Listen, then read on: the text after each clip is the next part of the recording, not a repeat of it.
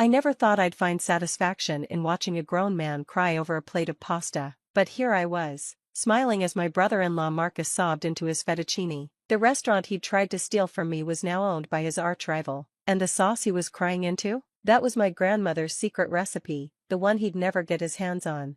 My name is Sofia Romano, and until 6 months ago, I owned Bella Luna, the most successful Italian restaurant in our city, the place my grandmother built from nothing, the place I'd inherited and transformed into a modern success while keeping its heart intact. Well, Marcus thought he could take it all away. Instead, I served him the coldest dish of revenge, garnished with his own bitter tears. Let me take you back to where it all began. I met my husband Anthony at culinary school. We were both passionate about food, but while I dreamed of running my own restaurant, he preferred the freedom of catering. When we got married, his family welcomed me warmly, or so I thought. My grandmother's restaurant, Bella Luna, had been a city landmark for 40 years. She'd started it as a tiny cafe and built it into a celebrated establishment. When she passed away 5 years ago, she left it to me, her only grandchild who shared her passion for cooking. Take care of my legacy, Sophia, she'd said, pressing the keys into my hand, but don't be afraid to make it your own. I honored both requests. I modernized the menu while keeping the classics, renovated the space while preserving its charm, and expanded the business while maintaining its soul. Under my management, Bella Luna's revenue tripled. We even got featured in several national magazines. That's when Marcus, my husband's older brother, started showing up more often. At first, his visits seemed innocent enough. He'd drop by during lunch, sample new dishes, ask questions about the business, but there was always something calculating in his eyes. You know, Sophia, he said one day, swirling his wine, it's impressive how you've handled the restaurant, but don't you think it's a lot for you to manage alone? I raised an eyebrow. I'm not alone. I have an excellent team. Of course, but now that you're part of our family, you should consider making this a true family business. I have extensive experience in restaurant management. What he didn't mention was that his extensive experience consisted of running 3 restaurants into the ground. His latest venture, a pretentious fusion place called Catalyst, was hemorrhaging money across town. Thank you, Marcus, but I'm happy with how things are running. His visits became more frequent, his suggestions more insistent. He started dropping by the kitchen, questioning my staff, reviewing our books as if he had any right to do so. Then came the family dinner where everything changed. I'd been thinking, Marcus announced at his parents' house, Bella Luna should be restructured as a family corporation. We could all contribute and share the profits. I nearly choked on my wine. Excuse me? It makes perfect sense, he continued. You're part of our family now, Sophia. We should all benefit from the restaurant's success. The restaurant isn't family property, I said firmly. It was my grandmother's, and now it's mine. Marcus's wife Victoria chimed in. Don't be selfish, Sophia. Marcus has such great ideas for the place. Don't you want Bella Luna to reach its full potential? I looked to my husband for support, but Anthony just stared at his plate. His silence spoke volumes. The next day, Marcus showed up at Bella Luna with a lawyer.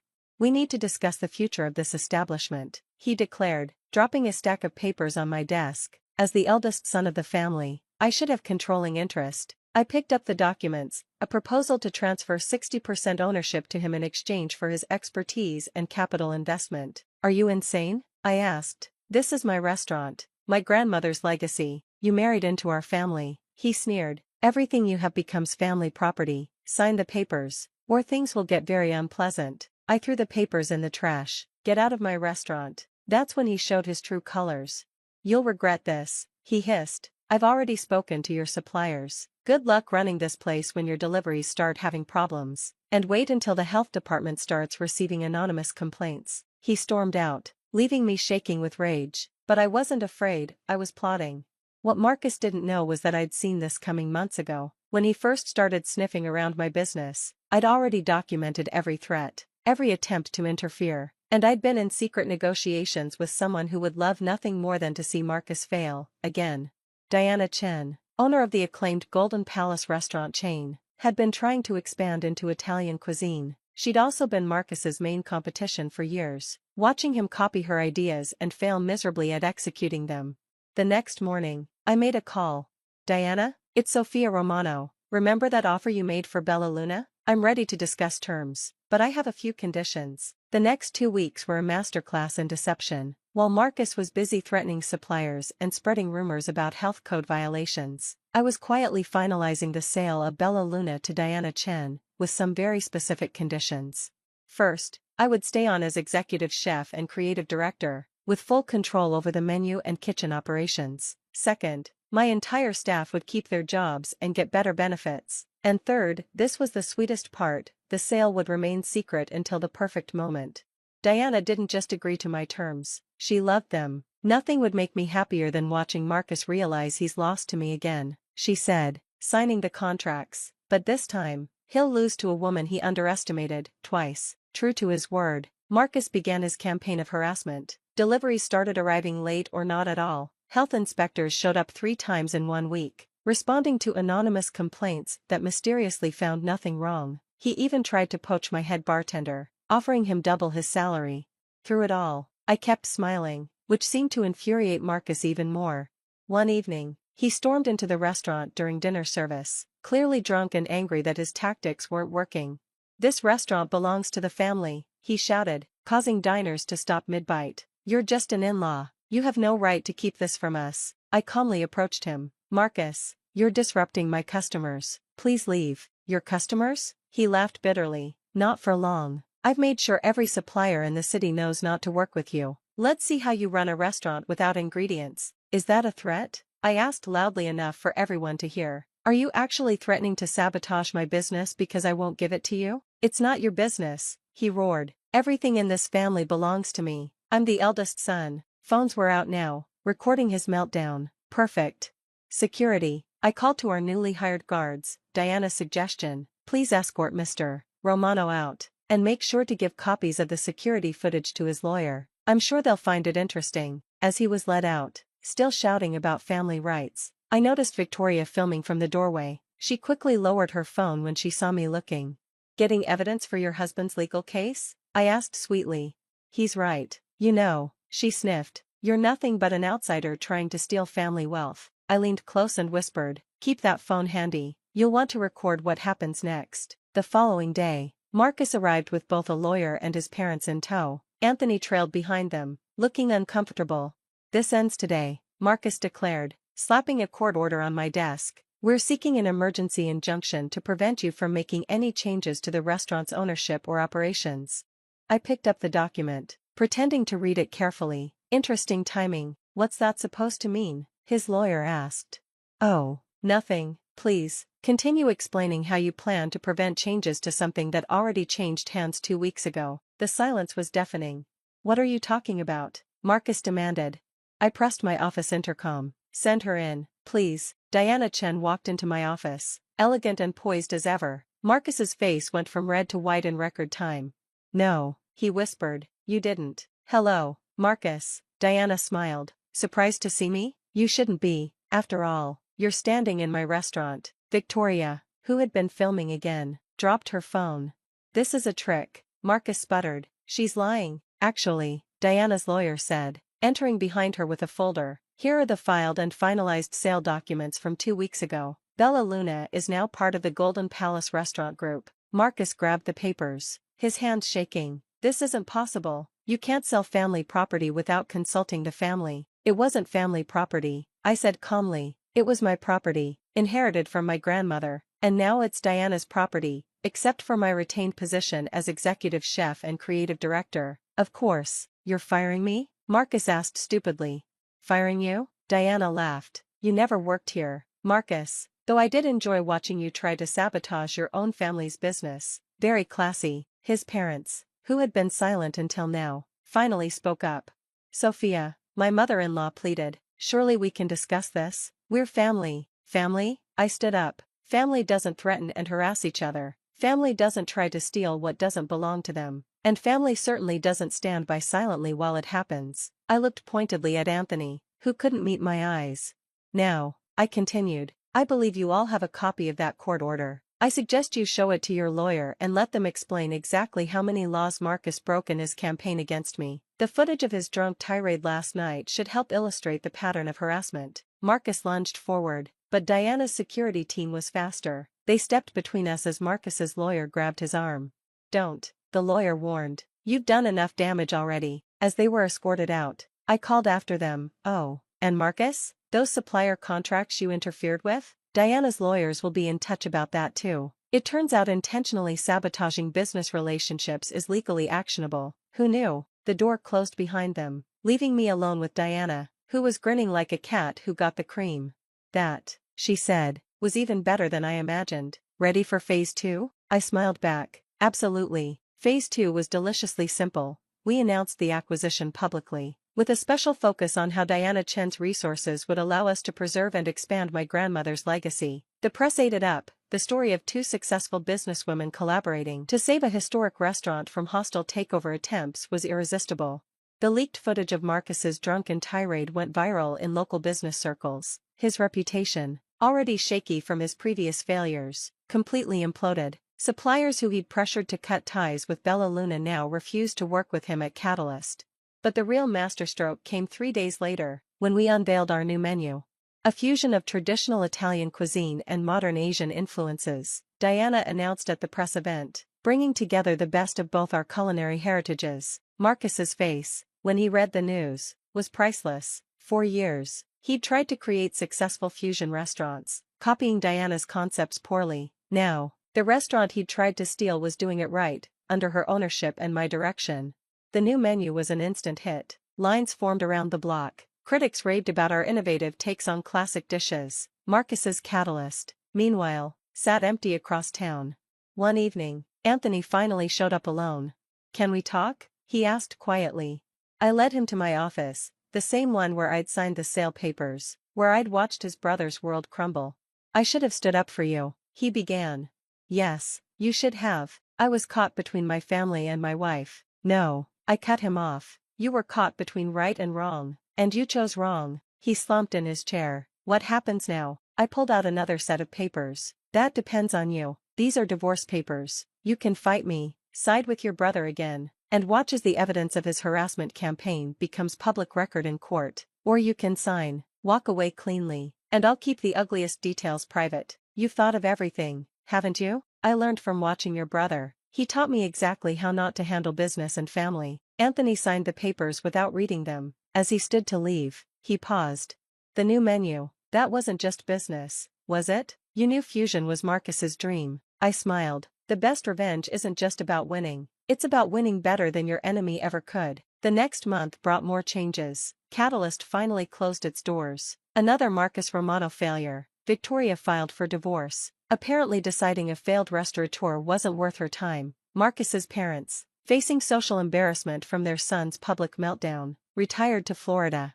Diana and I continued to expand Bella Luna's success. We opened 2 new locations, each maintaining the high standards my grandmother had established. Her portrait still hangs in the original location, and sometimes I swear she's smiling wider than before. 1 year after the sale, Marcus came in as a customer. He'd lost weight, and his designer clothes had been replaced by off-the-rack basics. He sat alone at the bar, ordered a plate of our award-winning fusion pasta, and cried. I approached him after his second glass of wine. "How did you do it?" he asked, not looking up. "How did you beat me so completely?" "I didn't beat you, Marcus. You beat yourself. I just refused to be your victim. The restaurant, it's better than I could have made it." "I know." He pulled out his wallet. "Can I at least get the family discount?" "Sorry," I smiled. "We don't offer one. We treat all our customers like family, which means everyone pays full price." As he left, I thought about family, the one you're born into, the one you marry into, and the one you build yourself. My staff had stood by me. Diana had proven to be more of an ally than my in-laws ever were, and my grandmother's legacy was thriving. The next morning, a familiar face appeared in my office. "Victoria, Marcus's ex-wife. I hear you're hiring managers for the new location," she said. I raised an eyebrow. "Are you serious?" I learned a lot watching Marcus fail, mostly what not to do, and, she hesitated, "I learned something from you too, about standing up for yourself." I studied her for a moment. "We start training at 7 a.m. Don't be late." Sometimes revenge isn't just about destroying your enemies. Sometimes it's about building something so successful that they're forced to acknowledge their own failures. And sometimes, if you're really lucky, it's about teaching them to be better. Today, Bella Luna is more successful than ever. The fusion menu Marcus mocked is now being copied by restaurants across the country. Diana and I have opened 5 more locations. each one profitable, each one maintaining the perfect balance of tradition and innovation. As for Marcus, last I heard, he was working as a line cook in one of those copycat restaurants. Sometimes he comes in to eat alone, staring at my grandmother's portrait, perhaps wondering where he went wrong. But I know where he went wrong. He thought success was about taking what others had built. He never understood that true success comes from building something of your own, and knowing how to protect it. My grandmother taught me to cook with love, but life taught me to fight with skill. In the end, I honored both lessons. The restaurant she built is still here, stronger than ever, serving happiness one plate at a time. And every time I see Marcus's face in the dining room, every time I watch him taste the food he'll never know how to make, I remember his words, "This restaurant belongs to the family." He was right about one thing, it does belong to a family, just not his. The air in the mall was thick with the scent of fresh pretzels and the sound of children's laughter mingling with the soft hum of a distant piano. I leaned back on the bench, enjoying a rare moment of tranquility amidst my otherwise hectic life. My son, Alex, had darted off to peruse the latest video games, promising to return before his excitement could wear thin. Elaine Johnson, as I live and breathe. The voice, unmistakably familiar and unwelcome, sliced through the mall's din, causing my spine to stiffen. I didn't need to turn around to know who it was. Mark, my ex-husband, stood there with that same smirk that once charmed me, now only repulsed me. "What are you doing here, Mark?" I asked, hoping to mask the sudden unease in my voice. He chuckled, a sound that crawled unpleasantly up my spine. "Just shopping. But imagine my surprise finding you here. Still barren, I presume?" The word hit me like a physical blow. Memories of our struggles, the painful treatments, and the endless blame came flooding back. I bit back the hurt, focusing on the here and now. "That's none of your business." Mark's lips twisted into a sneer as he stepped aside, revealing a young girl beside him. "Meet Jasmine, my daughter. Beautiful, isn't she? Something you could never give me." The girl looked uncomfortable, caught in a snare she didn't understand. Her eyes briefly met mine, a silent plea for an escape. Before I could respond, Alex approached, his eyes wide with curiosity. "Mom, who's this?" I hurried to smooth over the tension. "Alex, this is Mark, an old friend, and you must be Jasmine." I offered her a warm smile. "Son, huh? He doesn't look anything like you. Adoption or—" Mark's insinuation was clear, his words drenched in malice. Alex's brow furrowed, confusion turning to indignation. "I'm her son, and she's the best mom anyone could ask for." Mark laughed, a hollow sound. "Let's see how long that lasts. Come on, Jasmine. Let's leave the happy family to their delusions." As they walked away, I felt Alex's hand slip into mine, a silent gesture of solidarity. I squeezed back, grateful beyond words for the family I had, the family we chose to be.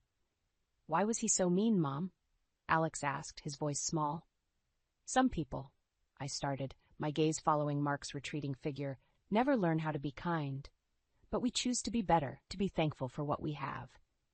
Alex nodded, the incident already sliding off his youthful resilience.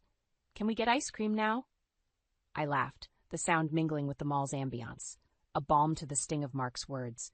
"Yes, let's go get that ice cream." In that moment, walking beside my son, I realized that no matter what Mark said or did, he could never touch the joy and love that was my family. His poison words fell on the solid ground of our unity, our strength together. And in that echoing halls of the mall, I felt an unspoken promise swell between us, a pledge of enduring love and support, no matter what shadows the past threw our way. The tranquility of the evening was a stark contrast to the afternoon's bitter encounter. As Dean, my husband, set the table and Alex helped with the dishes, the cozy warmth of our home wrapped around me like a comforting shawl. These moments, these simple acts of a family living and thriving together, were my solace. Dean noticed my lingering pensiveness. "Elaine, you've been quiet. Is everything okay?" I hesitated, not wanting to bring the shadow of Mark into our home, but I knew I couldn't keep it from Dean. "I ran into Mark today at the mall," I confessed, watching for his reaction. Dean's face hardened momentarily, a testament to the history we all shared, the history Mark had almost destroyed. "Did he say something to you?" I recounted the encounter, watching Dean's expression shift from concern to outright anger, especially when I mentioned how Mark introduced Jasmine and belittled our family. "That man," Dean sighed, shaking his head, "he's just trying to get under your skin. But he's the past, Elaine. We're your present and future. Alex chimed in, his youthful voice determined. Yeah, Mom. You always say that we choose our family. Dean is more of a dad than Mark could ever be. Who cares what Mark says? I smiled at them, my heart swelling with gratitude. Thank you, both of you. I don't know what I did to deserve you two. You existed, Dean said simply, pulling me into a hug, with Alex joining in. The rest of the evening passed in a blur of laughter and shared stories, the earlier encounter with Mark slowly fading into the background. But as we settled down for the night, Dean's arms wrapped protectively around me. I couldn't shake off a lingering sense of unease. Mark was unstable and unpredictable. What if he decided not to stop at just verbal taunts? The following day, my fears materialized in a way I hadn't anticipated. Dean's phone buzzed incessantly with notifications, and when he checked, his face went pale. What's wrong? I asked, dread pooling in my stomach. It's Mark, Dean said, showing me his phone. Social media was abuzz with posts from Mark, vile accusations painting me as the villain in our marriage, twisting the story of our infertility struggles into malicious lies about my character. Dean was up in an instant, his voice tight with anger. I'm going to call him. This ends now. No, Dean, I caught his hand, stopping him. That's exactly what he wants, to provoke us. We won't give him the satisfaction. But Elaine, we can't let him slander you like this. Dean's concern was palpable, his need to protect us overwhelming. I took a deep breath, my resolve hardening. We'll do this the right way. Let's talk to a lawyer, and we'll reach out to the school, make sure Alex is shielded from this. Alex, having overheard parts of our conversation, came over. Mom, Dad, is Mark trying to hurt us again? We won't let him, honey, Dean reassured him, pulling him close. Your mom is right. We'll handle this maturely and together. As a family, Alex agreed, his young face set in a determined frown. That moment, huddled together, I realized that no matter what Mark threw our way, he couldn't touch the core of what made us a family. We had survived his storms before. We would do it again, with our dignity intact and our bonds stronger than ever. The sunlight poured into the kitchen, casting a warm glow over our breakfast table. Alex was midway through his cereal when the silence was broken by a knock at the door. Glancing at the clock, I frowned. Who could that be so early in the morning? Dean went to answer it, and I followed, curiosity piqued. Standing on our doorstep was a man I vaguely recognized, one of the dads from Alex's soccer games. His face was grim. Morning, Dean, Elaine. Sorry to come by unannounced, he began, his eyes darting between us and the ground. It's about Mark. He was at the game yesterday talking to some of the parents. Dean's posture stiffened. What did he say? The man hesitated, clearly uncomfortable. He was telling people terrible things about Elaine and Alex. Anger bubbled inside me, but I swallowed it down, focusing on the more immediate concern. Did Alex hear any of this? Thankfully, he hadn't. But the damage was done. Rumors, once started, were hard to quash. I thanked the man for letting us know, my mind racing with the implications of Mark's actions. Dean was furious, pacing the living room. He's crossing lines, Elaine. We need to stop him. I nodded, feeling a mix of anger and fear myself. Let's call the lawyer. Today, we need to protect Alex from this. Dean agreed, and we spent the morning in a flurry of activity. Phone calls to legal counsel, followed by an unexpected but necessary call to Alex's school, explaining the situation and asking for their support and vigilance. As we sat back down, trying to gather our thoughts, Alex walked in, oblivious to the storm brewing around him. Is everything okay? He asked, sensing the tension. Dean and I exchanged a look, then decided on honesty. Someone was saying unkind things about our family, Alex. We're taking care of it. Alex's expression hardened, a mirror of Dean's from earlier. Mark? Yes, but listen, Alex, what he says about us, about you, it doesn't matter. We know the truth. We are a family, and we stand by each other, okay? I held Alex's gaze, trying to convey a certainty I barely felt. Alex nodded, a mix of anger and maturity in his eyes, far beyond his years. I know. I don't care what he says. You're my mom, and Dean's my dad. That's all I care about. His words, so simple and yet so profound, bolstered my resolve. Dean knelt down, wrapping Alex in a hug. We've got this, sport. We're a team, right? Right, Alex affirmed, his voice muffled against Dean's shoulder. After Alex left for school, Dean turned to me, determination lighting his features. We'll fight this, Elaine. Mark won't get away with trying to hurt our family. I nodded, the fear within me slowly giving way to a fierce protective instinct. Mark wanted a fight, he would get one, but not the kind he was expecting. We would use truth and law, dignity and unity, and we would win, for Alex, for our family's right to peace and happiness. The week that followed was a blur of legal consultations, meetings with the school, and an undercurrent of tension that pervaded our home. Despite our efforts to shield him, Alex felt the brunt of our stress, becoming quieter, his usual light dimmed by the shadow of Mark's actions. Then a breakthrough came. Our lawyer, Miss Hammond, called us one afternoon with a plan. I think it's time we took a more proactive approach. Let's file a restraining order against Mark. It's clear his intentions are to harass and intimidate.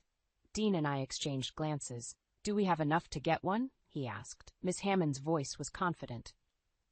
With the evidence of his public slander and your testimonies about his behavior, yes, and it will send a clear message that his actions have consequences. The decision made, we felt a semblance of control returning. But it was the call we received the next day that truly shifted the balance. I answered the phone to find the principal of Alex's school on the line. Mrs. Johnson, I wanted to inform you personally that Mark showed up at the school today. He was asking to speak with Alex. Our staff intervened and he was escorted off the premises. A cold fear gripped me. Did Alex see him? No, thankfully. We were prepared just as you asked, but I think it might be time to consider additional steps for Alex's safety. Hanging up, I relayed the information to Dean, watching as his face went through a gamut of emotions: fear, anger, determination. That does it, Dean said, his voice low but fierce. We're not playing defense anymore. It's time to go on the offensive. Armed with renewed resolve and Miss Hammond's legal advice, we pursued the restraining order with vigor. The process was expedited given the circumstances, and within days the court granted our request. Mark was duly served, and the silence that followed was both a relief and a tense anticipation of his next move. We bolstered our defenses, informed everyone from neighbors to Alex's coaches, and waited. The retaliation came in an unexpected form. One evening, while Dean and I were discussing our day, Alex burst through the door, his face flushed with a mix of anger and betrayal. "Why didn't you tell me?" he demanded, throwing a crumpled piece of paper on the table. Dean picked it up, unfolding it to reveal a crudely made flyer, filled with lies about our family, our supposed crimes, all leading back to Mark's twisted narrative. "Alex, where did you get this?" "They were handing them out near the school. Someone gave it to me. Said my family was a bunch of liars." Alex's eyes were brimming with tears, his young face contorted in pain. Dean stood, his expression hardening. "That's enough. Mark wants to fight dirty. We'll make sure he regrets it." Our response was swift. Miss Hammond filed for an immediate cease and desist against Mark, backed by the restraining order. We also turned to the community, sharing our story with anyone willing to listen, countering Mark's lies with the truth. The results were immediate, support poured in the flyer campaign backfiring spectacularly on Mark. The community rallied around us, their support a tangible shield against Mark's vindictiveness. And as we sat down that night, a family united against adversity, Alex spoke up. "He can't break us, can he?" "No, Alex," I answered, squeezing his hand. "He can't. We're stronger than his hate. We're together, and that's what matters." In that moment, the fear and uncertainty that had clouded our days lifted slightly, a beacon of hope shining through the darkness. Mark's attempts to tear us apart had only served to bind us closer, our resolve unbreakable, our determination fierce. We were a family, built not on blood but on love, respect, and an unyielding commitment to stand by each other, no matter what storms may come. The morning was unusually calm, a reprieve from the storm that had become our daily life. As we finished breakfast, a sense of unease settled over me, the quiet before the storm. The doorbell rang, slicing through the silence. Dean went to answer it, and I followed, apprehensive. At the door stood Brenda, Mark's current wife, her face twisted in anger and accusation. "You've taken it too far this time, Elaine," Brenda spat, stepping into our home uninvited. "Because of you, Mark's life is ruined. Everyone looks at us like we're the villains." Dean blocked her path, his voice steady but firm. "Mark brought this on himself, Brenda. He harassed and slandered my family. We only sought protection." Brenda's laugh was void of humor. Protection? From what? Mark was just telling the truth about you people. And now, you've got the whole town turned against us. I stepped forward, confronting Brenda's misguided fury. The truth is that Mark has done nothing but attempt to tear my family apart with lies and intimidation. We did what was necessary to protect ourselves. You should understand that as a mother. Brenda sneered. Mother? Don't you dare lecture me about motherhood when you've stolen mine and Mark's reputation over your delusions. Before the argument could escalate further, Alex's voice cut through. Enough. He stood at the foot of the stairs, his presence commanding silence. All I see is someone trying to hurt my mom again. Why can't you just leave us alone? The room fell silent, Brenda's anger faltering under the weight of Alex's words.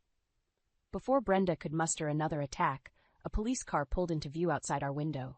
Neighbors, drawn by the commotion, watched as 2 officers approached our door. Dean opened it for them, explaining the situation as Brenda's face paled. Seeing her opportunity to strike back slipping away, she turned to leave, muttering threats under her breath. The police, after a brief discussion, assured us they would patrol more frequently and advised Brenda to steer clear of our property. As they left and the door closed behind them, Dean turned to us, wrapping Alex and me in a hug. This is far from over, but we've shown that we won't be intimidated. We'll stand up for each other, no matter what comes. I looked at Dean and then at Alex, their faces set in determination. Together, I echoed, the word a promise of unity against Mark and Brenda's attempt to isolate and frighten us. That night, as we sat down to dinner, the day's events were a stark reminder of the battle we faced, not just against Mark, but against those willing to champion his cause without knowing the full story. Yet, in the glow of our home, with Dean and Alex by my side, I knew no amount of outside hatred could penetrate the solid foundation of love and support we had built. Mark had hoped to shatter us, but instead he fortified our resolve, each attack making it clearer that while he sought to divide, he only managed to unite us more closely than ever before. The challenges would continue, but so would our resilience. For every action Mark took to break us, we would respond with the unyielding strength of a family bound by choice, not by blood. A family unbreakable in the face of adversity. The repercussions of Brenda's unwelcome visit were immediate. Word of the confrontation spread quickly through our small community, once again thrusting our family into the local spotlight. But this time, the narrative had shifted. Sympathy and support from neighbors and friends poured in, contrasting sharply with the isolation we had braced for. In our kitchen, the heart of our home, Dean, Alex, and I convened for an impromptu family meeting to decide on our next steps. The atmosphere was charged with a mix of resolve and trepidation. Dean opened the discussion, his voice resolute. We can't let this go on. It's not just about us anymore. It's about setting a precedent that harassment and lies won't be tolerated. I heard some kids at school talking. Alex interjected, his youthful face set in an unexpectedly mature expression. They were saying how crazy it was, what Mark and Brenda are doing. Even they see it's wrong. I leaned forward, tapping into the collective strength we had fostered over these tumultuous weeks. Then it's settled. We take our story public. We write an op-ed for the local newspaper, share our side, the truth. We make it clear we're standing up not just for ourselves, but for anyone who faces intimidation. Our decision marked a turning point. The op-ed, once published, became a rallying cry. Emails and calls flooded in, not with threats or accusations, but with stories echoing our own, voices that had been silenced by fear now empowered to speak up. The community's response was overwhelmingly supportive, transforming our once private battle into a public discourse on the right to live free of harassment and defamation. Yet, amidst this newfound solidarity, the specter of Mark and Brenda's animosity loomed. They had grown quiet, a silence that was as unsettling as their previous attacks. That silence broke one evening. Brenda appeared on our doorstep, alone this time, her demeanor markedly different. Dean answered her knock, his stance wary but composed. I've come to apologize, Brenda began, her voice faltering, a stark contrast to her earlier fury. I was wrong, about everything. Mark? He's left, took off after the article, said he couldn't handle the backlash. Her admission was a bombshell, one that left us grappling with a mix of vindication and empathy. Mark's departure, though a relief, was also a poignant reminder of the havoc he had wreaked on all our lives. "Thank you for your apology," Dean said after a moment. His response measured. "We hope you find a way to move past this, for you and your family's sake." As Brenda turned to leave, a weight seemed to lift from our home, the shadow Mark had cast slowly receding. In the days that followed, our community knitted closer together, our family's ordeal becoming a catalyst for change. Local initiatives sprang up, aimed at supporting those facing similar challenges, turning our story into a beacon of hope. And through it all, our family emerged stronger, not just surviving the storm, but thriving in its aftermath. Where Mark had sought to shatter us, he inadvertently forged us into something stronger, a testament to the resilience of the human spirit when grounded in love and unity. As we sat down to dinner, the laughter and conversation flowing freely, it was clear. We had weathered the storm, and in its wake found ourselves not just intact but invigorated, ready to face whatever the future might hold, together. In the wake of Brenda's apology and Mark's departure, our community's tide of support had not ebbed. If anything, it intensified.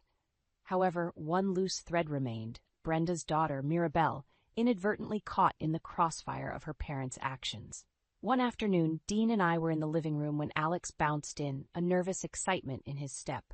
"Mom, Dean, guess who I ran into today in the park?" We exchanged curious glances. "Who?" I asked. "Mirabelle," he replied, his tone implying the significance of the encounter. Dean's eyebrows raised in surprise. "Really? How is she doing?" Alex hesitated, choosing his words. "She's okay, I guess. She said she's staying with her aunt now. She also said she was sorry about everything." The revelation prompted a moment of contemplative silence. Mirabelle, like Alex, was an innocent in the saga that had unfolded. "Did you talk to her?" Dean pressed gently, always the advocate for understanding and reconciliation. "Yeah, we did. She's actually really nice, and she feels terrible about her dad's actions," Alex admitted, his earlier animosity tempered by the face-to-face encounter. Seeing an opportunity for healing and perhaps closure, I suggested, "Maybe we should invite her over, have a small get-together. It might be good for both you and her, Alex." Dean nodded in agreement. "It's a generous gesture, and it's the right thing to do. Let her know she's not responsible for her father's actions." The invitation was extended, and on a bright Saturday, Mirabelle came over. The initial awkwardness soon gave way to genuine conversation and shared laughter, a testament to the forgiving spirit of youth and the resilience they possessed. As the afternoon wore on, it was heartening to see Alex and Mirabelle find common ground, their tentative friendship blossoming amid the remnants of their parents' storm. Dean and I watched them, a shared look of relief and perhaps pride passing between us. In the quiet that followed Mirabelle's departure, Alex approached us, a thoughtful look on his face. "Today was cool. I think it helped, talking to Mirabelle. It's like closing a book on a bad chapter." Dean ruffled his hair affectionately. "That's my boy, always looking for the silver lining." "And finding it," I added, wrapping an arm around each of them. "We faced adversity, but we came out stronger, more united." Dean's smile was reflective. This whole ordeal taught us a lot about empathy, about resilience, and about the power of community. "And family," I concluded, the word encompassing more than just the three of us. It included Mirabelle, our neighbors, and every friend who had stood by us. As we moved forward, the shadow of the past no longer loomed over us. Instead, we embraced a future filled with promise, understanding, and the knowledge that whatever challenges we might face, we would do so together, fortified by love, supported by our community, and with hearts open to forgiveness and renewal. In that moment, gathered in our living room, the saga that had started with discord and division concluded with unity and hope, a beacon for us and anyone who had followed our journey, a testament to the enduring power of human compassion and resilience. The air in the mall was thick with the scent of fresh pretzels and the sound of children's laughter mingling with the soft hum of a distant piano. I leaned back on the bench, enjoying a rare moment of tranquility amidst my otherwise hectic life. My son, Alex, had darted off to peruse the latest video games, promising to return before his excitement could wear thin. Elaine Johnson, as I live and breathe. The voice, unmistakably familiar and unwelcome, sliced through the mall's din, causing my spine to stiffen.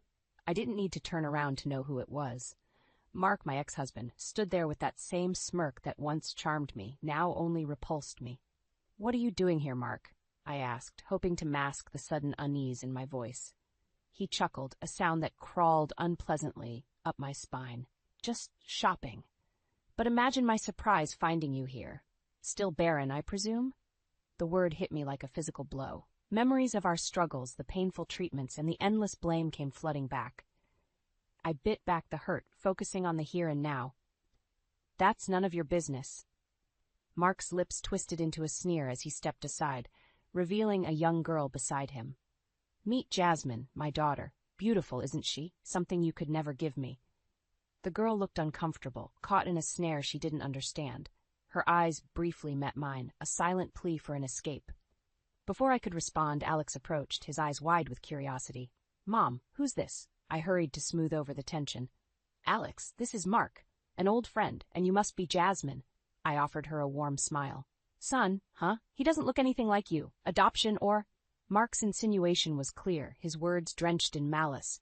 Alex's brow furrowed, confusion turning to indignation. "I'm her son, and she's the best mom anyone could ask for."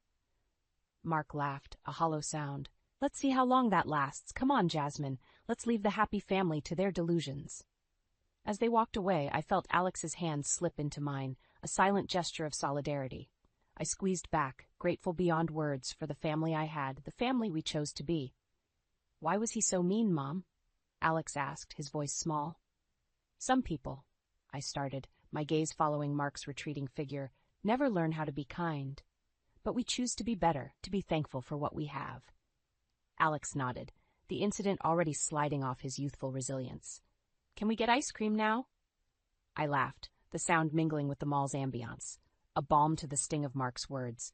"Yes, let's go get that ice cream." In that moment, walking beside my son, I realized that no matter what Mark said or did, he could never touch the joy and love that was my family. His poison words fell on the solid ground of our unity, our strength together. And in that echoing halls of the mall, I felt an unspoken promise swell between us, a pledge of enduring love and support, no matter what shadows the past threw our way. The tranquility of the evening was a stark contrast to the afternoon's bitter encounter. As Dean, my husband, set the table and Alex helped with the dishes, the cozy warmth of our home wrapped around me like a comforting shawl. These moments, these simple acts of a family living and thriving together, were my solace. Dean noticed my lingering pensiveness. "Elaine, you've been quiet. Is everything okay?" I hesitated, not wanting to bring the shadow of Mark into our home, but I knew I couldn't keep it from Dean. "I ran into Mark today at the mall," I confessed, watching for his reaction. Dean's face hardened momentarily, a testament to the history we all shared, the history Mark had almost destroyed. "Did he say something to you?" I recounted the encounter, watching Dean's expression shift from concern to outright anger, especially when I mentioned how Mark introduced Jasmine and belittled our family. "That man," Dean sighed, shaking his head, "he's just trying to get under your skin. But he's the past, Elaine. We're your present and future." Alex chimed in, his youthful voice determined. "Yeah, Mom. You always say that we choose our family. Dean is more of a dad than Mark could ever be. Who cares what Mark says?" I smiled at them, my heart swelling with gratitude. "Thank you, both of you. I don't know what I did to deserve you to." "You existed," Dean said simply, pulling me into a hug, with Alex joining in. The rest of the evening passed in a blur of laughter and shared stories, the earlier encounter with Mark slowly fading into the background. But as we settled down for the night, Dean's arms wrapped protectively around me, I couldn't shake off a lingering sense of unease. Mark was unstable and unpredictable. What if he decided not to stop at just verbal taunts? The following day, my fears materialized in a way I hadn't anticipated. Dean's phone buzzed incessantly with notifications, and when he checked, his face went pale. "What's wrong?" I asked, dread pooling in my stomach. "It's Mark," Dean said, showing me his phone. Social media was abuzz with posts from Mark, vile accusations painting me as the villain in our marriage, twisting the story of our infertility struggles into malicious lies about my character. Dean was up in an instant, his voice tight with anger. I'm going to call him. This ends now. No, Dean, I caught his hand, stopping him. That's exactly what he wants, to provoke us. We won't give him the satisfaction. But Elaine, we can't let him slander you like this. Dean's concern was palpable, his need to protect us overwhelming. I took a deep breath, my resolve hardening. We'll do this the right way. Let's talk to a lawyer, and we'll reach out to the school, make sure Alex is shielded from this. Alex, having overheard parts of our conversation, came over.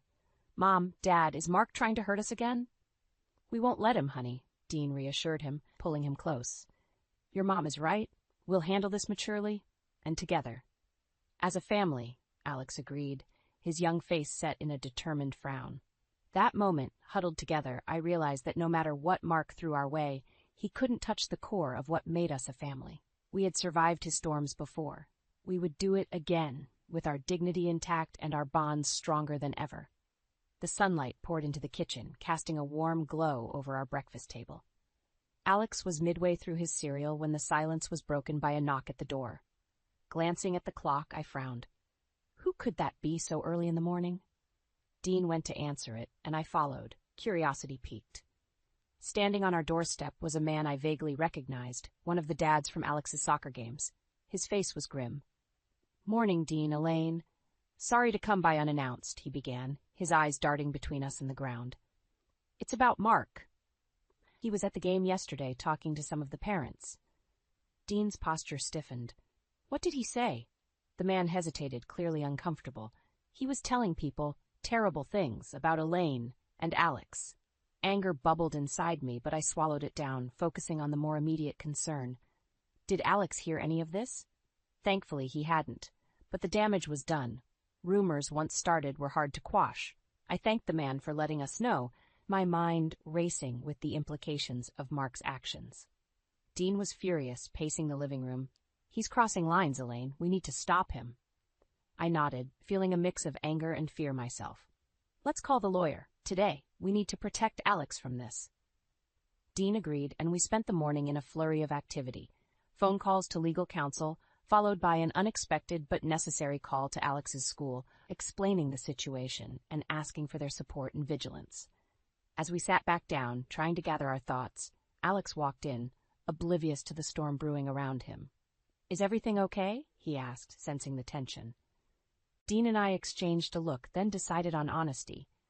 Someone was saying unkind things about our family, Alex. We're taking care of it. Alex's expression hardened, a mirror of Dean's from earlier. Mark? Yes, but listen, Alex, what he says about us, about you, it doesn't matter.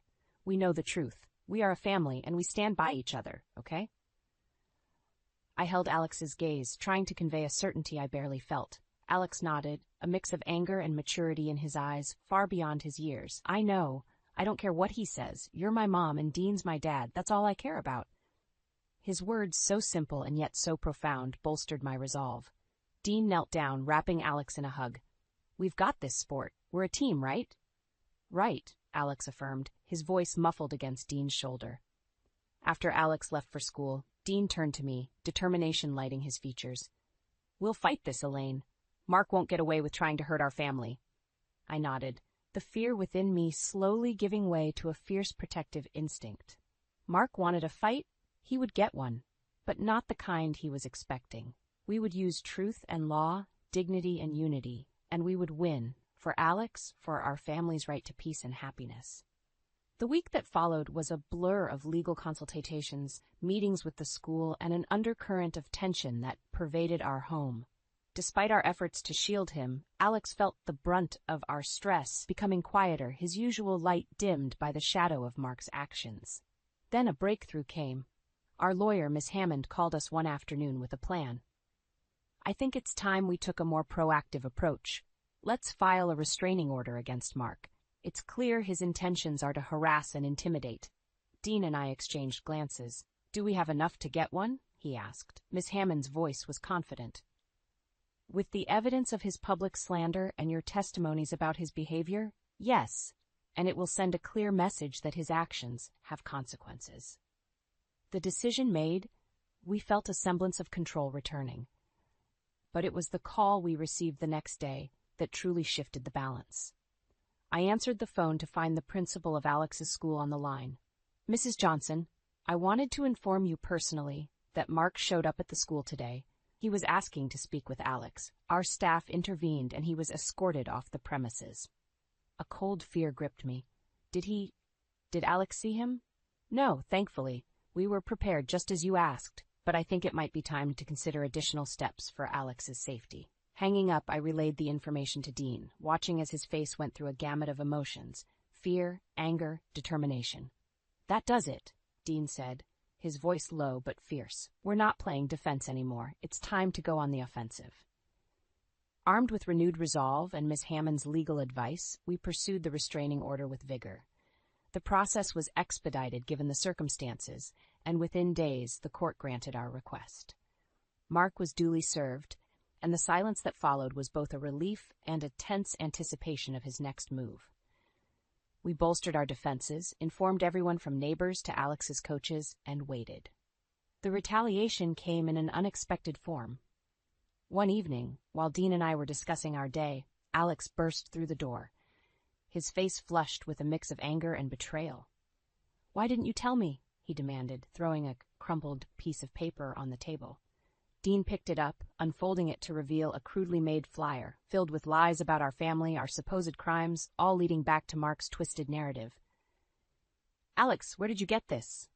"They were handing them out near the school. Someone gave it to me. Said my family was a bunch of liars." Alex's eyes were brimming with tears, his young face contorted in pain. Dean stood, his expression hardening. "That's enough. Mark wants to fight dirty. We'll make sure he regrets it." Our response was swift. Miss Hammond filed for an immediate cease and desist against Mark, backed by the restraining order. We also turned to the community, sharing our story with anyone willing to listen, countering Mark's lies with the truth. The results were immediate, support poured the flyer campaign backfiring spectacularly on Mark. The community rallied around us, their support a tangible shield against Mark's vindictiveness. And as we sat down that night, a family united against adversity, Alex spoke up. "He can't break us, can he?" "No, Alex," I answered, squeezing his hand. "He can't. We're stronger than his hate. We're together, and that's what matters." In that moment, the fear and uncertainty that had clouded our days lifted slightly, a beacon of hope shining through the darkness. Mark's attempts to tear us apart had only served to bind us closer, our resolve unbreakable, our determination fierce. We were a family, built not on blood but on love, respect, and an unyielding commitment to stand by each other, no matter what storms may come. The morning was unusually calm, a reprieve from the storm that had become our daily life. As we finished breakfast, a sense of unease settled over me, the quiet before the storm. The doorbell rang, slicing through the silence. Dean went to answer it, and I followed, apprehensive. At the door stood Brenda, Mark's current wife, her face twisted in anger and accusation. "You've taken it too far this time, Elaine," Brenda spat, stepping into our home uninvited. "Because of you, Mark's life is ruined. Everyone looks at us like we're the villains." Dean blocked her path, his voice steady but firm. "Mark brought this on himself, Brenda. He harassed and slandered my family. We only sought protection." Brenda's laugh was void of humor. "Protection? From what? Mark was just telling the truth about you people. And now, you've got the whole town turned against us." I stepped forward, confronting Brenda's misguided fury. The truth is that Mark has done nothing but attempt to tear my family apart with lies and intimidation. We did what was necessary to protect ourselves. You should understand that as a mother." Brenda sneered. "Mother? Don't you dare lecture me about motherhood when you've stolen mine and Mark's reputation over your delusions." Before the argument could escalate further, Alex's voice cut through. "Enough."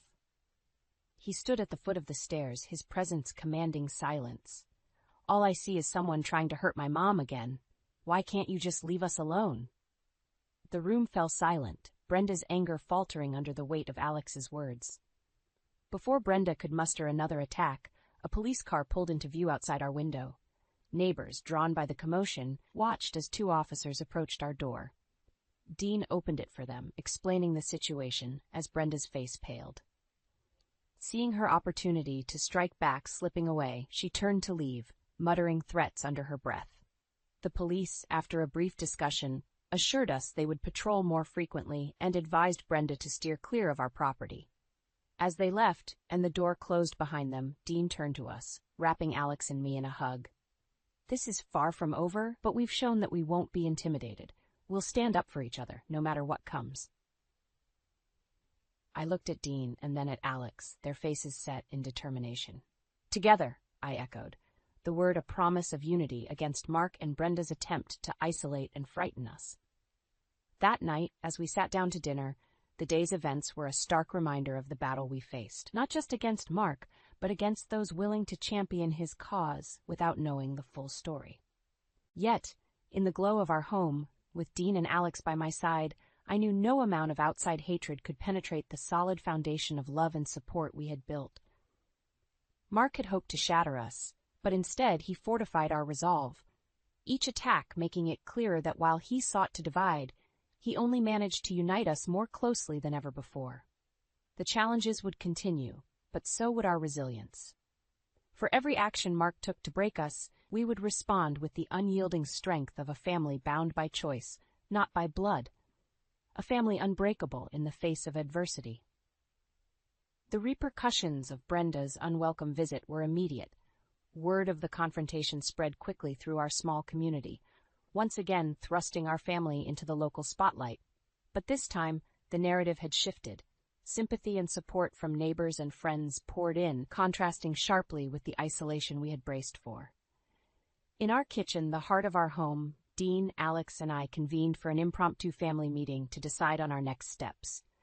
The atmosphere was charged with a mix of resolve and trepidation. Dean opened the discussion, his voice resolute.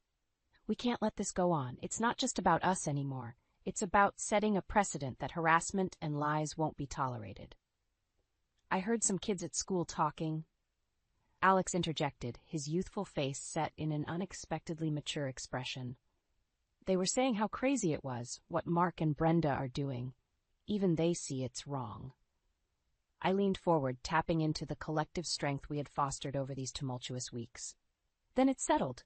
We take our story public. We write an op-ed for the local newspaper, share our side, the truth. We make it clear we're standing up not just for ourselves, but for anyone who faces intimidation."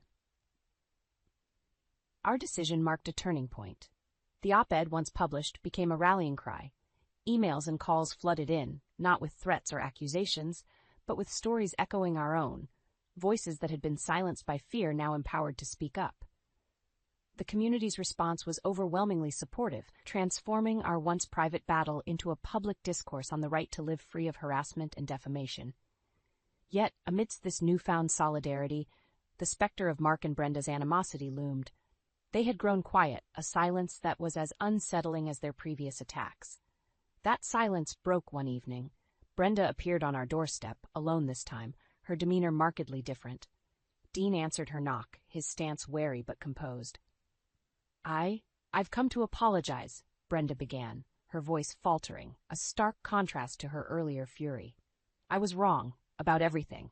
Mark? He's left, took off after the article, said he couldn't handle the backlash." Her admission was a bombshell, one that left us grappling with a mix of vindication and empathy. Mark's departure, though a relief, was also a poignant reminder of the havoc he had wreaked on all our lives. "Thank you for your apology," Dean said after a moment. His response measured. "We hope you find a way to move past this, for you and your family's sake."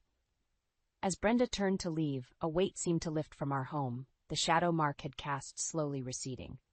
In the days that followed, our community knitted closer together, our family's ordeal becoming a catalyst for change. Local initiatives sprang up, aimed at supporting those facing similar challenges, turning our story into a beacon of hope. And through it all, our family emerged stronger, not just surviving the storm, but thriving in its aftermath. Where Mark had sought to shatter us, he inadvertently forged us into something stronger, a testament to the resilience of the human spirit when grounded in love and unity. As we sat down to dinner, the laughter and conversation flowing freely, it was clear. We had weathered the storm, and in its wake found ourselves not just intact, but invigorated, ready to face whatever the future might hold, together. In the wake of Brenda's apology and Mark's departure, our community's tide of support had not ebbed. If anything, it intensified. However, one loose thread remained: Brenda's daughter, Mirabelle, inadvertently caught in the crossfire of her parents' actions. One afternoon, Dean and I were in the living room when Alex bounced in, a nervous excitement in his step. "Mom, Dean, guess who I ran into today in the park?" We exchanged curious glances. "Who?" I asked. "Mirabelle," he replied, his tone implying the significance of the encounter. Dean's eyebrows raised in surprise. "Really? How is she doing?" Alex hesitated, choosing his words. "She's okay, I guess. She said she's staying with her aunt now. She also said she was sorry about everything." The revelation prompted a moment of contemplative silence. Mirabelle, like Alex, was an innocent in the saga that had unfolded. "Did you talk to her?" Dean pressed gently, always the advocate for understanding and reconciliation. "Yeah, we did. She's actually really nice, and she feels terrible about her dad's actions," Alex admitted, his earlier animosity tempered by the face-to-face encounter. Seeing an opportunity for healing and perhaps closure, I suggested, "Maybe we should invite her over, have a small get-together. It might be good for both you and her, Alex." Dean nodded in agreement. "It's a generous gesture, and it's the right thing to do. Let her know she's not responsible for her father's actions." The invitation was extended, and on a bright Saturday, Mirabelle came over. The initial awkwardness soon gave way to genuine conversation and shared laughter, a testament to the forgiving spirit of youth and the resilience they possessed. As the afternoon wore on, it was heartening to see Alex and Mirabelle find common ground, their tentative friendship blossoming amid the remnants of their parents' storm. Dean and I watched them, a shared look of relief and perhaps pride passing between us. In the quiet that followed Mirabelle's departure, Alex approached us, a thoughtful look on his face. "Today was cool. I think it helped, talking to Mirabelle. It's like closing a book on a bad chapter." Dean ruffled his hair affectionately. "That's my boy, always looking for the silver lining." "And finding it," I added, wrapping an arm around each of them.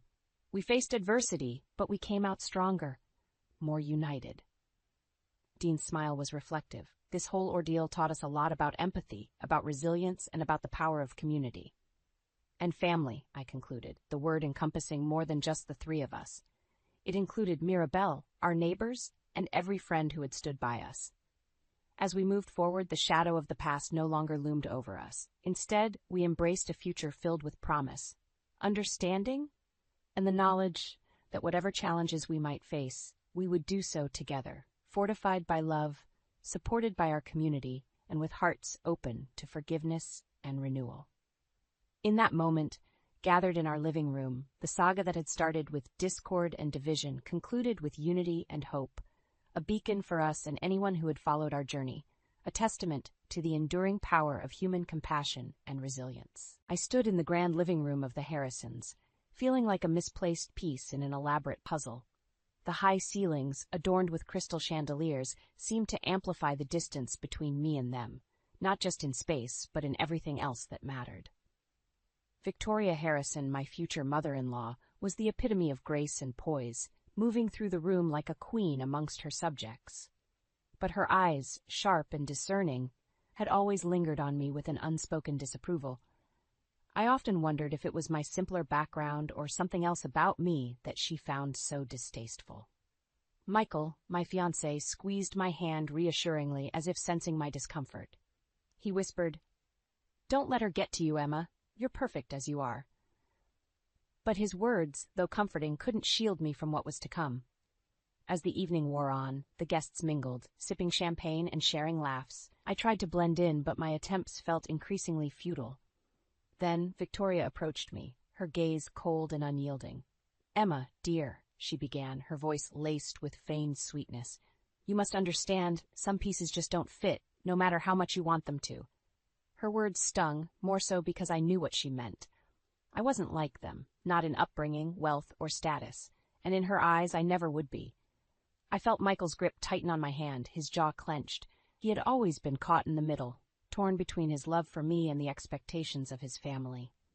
As Victoria glided away, leaving her words hanging like a dark cloud, I realized this was just the beginning. The battle lines were drawn, and I was the unwanted soldier in a war I never wanted to fight. The engagement dinner for Charlotte, Michael's sister, was in full swing. The room buzzed with conversation and laughter, the air filled with the scent of gourmet dishes yet to be served. I tried to stay at the periphery, nursing a glass of wine, hoping to avoid any unwanted attention. Charlotte was radiant, her happiness infectious, even to me. I couldn't help but feel a pang of longing, wishing for a moment of such uncomplicated joy with Michael. But our relationship was never just ours. It was always under the scrutinizing gaze of the Harrisons. As the evening progressed, the wait for dinner seemed to stretch endlessly. To pass the time, guests mingled, moving in and out of groups. I found myself in a conversation with Thomas, Charlotte's fiancé, and another gentleman I barely knew. The topic was innocuous, something about a recent art exhibition.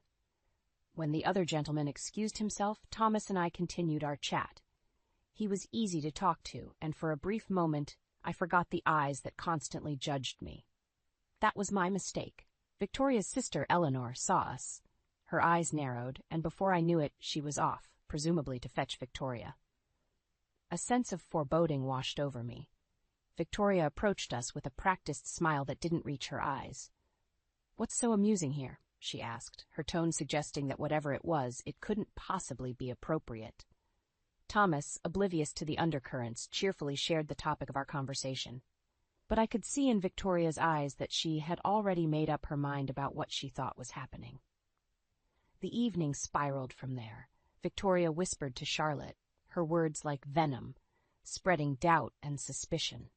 She painted a picture of me as a flirt, a woman who couldn't be trusted, even suggesting that Thomas and I were sharing more than just conversation. I watched in horror as Charlotte's face fell. The joy of the evening was replaced by a cloud of mistrust. Michael tried to defend me, arguing that it was all a misunderstanding, but the damage was done. The family I had hoped to call my own now looked at me with cold eyes, judging me for a crime I hadn't committed. The label of homewrecker was thrust upon me without a trial, and I stood there, helpless, my character assassinated by the woman who should have been my future mother-in-law. The days following the engagement dinner were like navigating through a minefield. The once warm and inviting Harrison home now felt cold and hostile.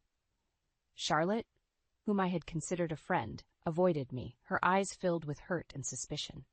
The rumor had spread like wildfire, not just within the family, but among our circle of friends.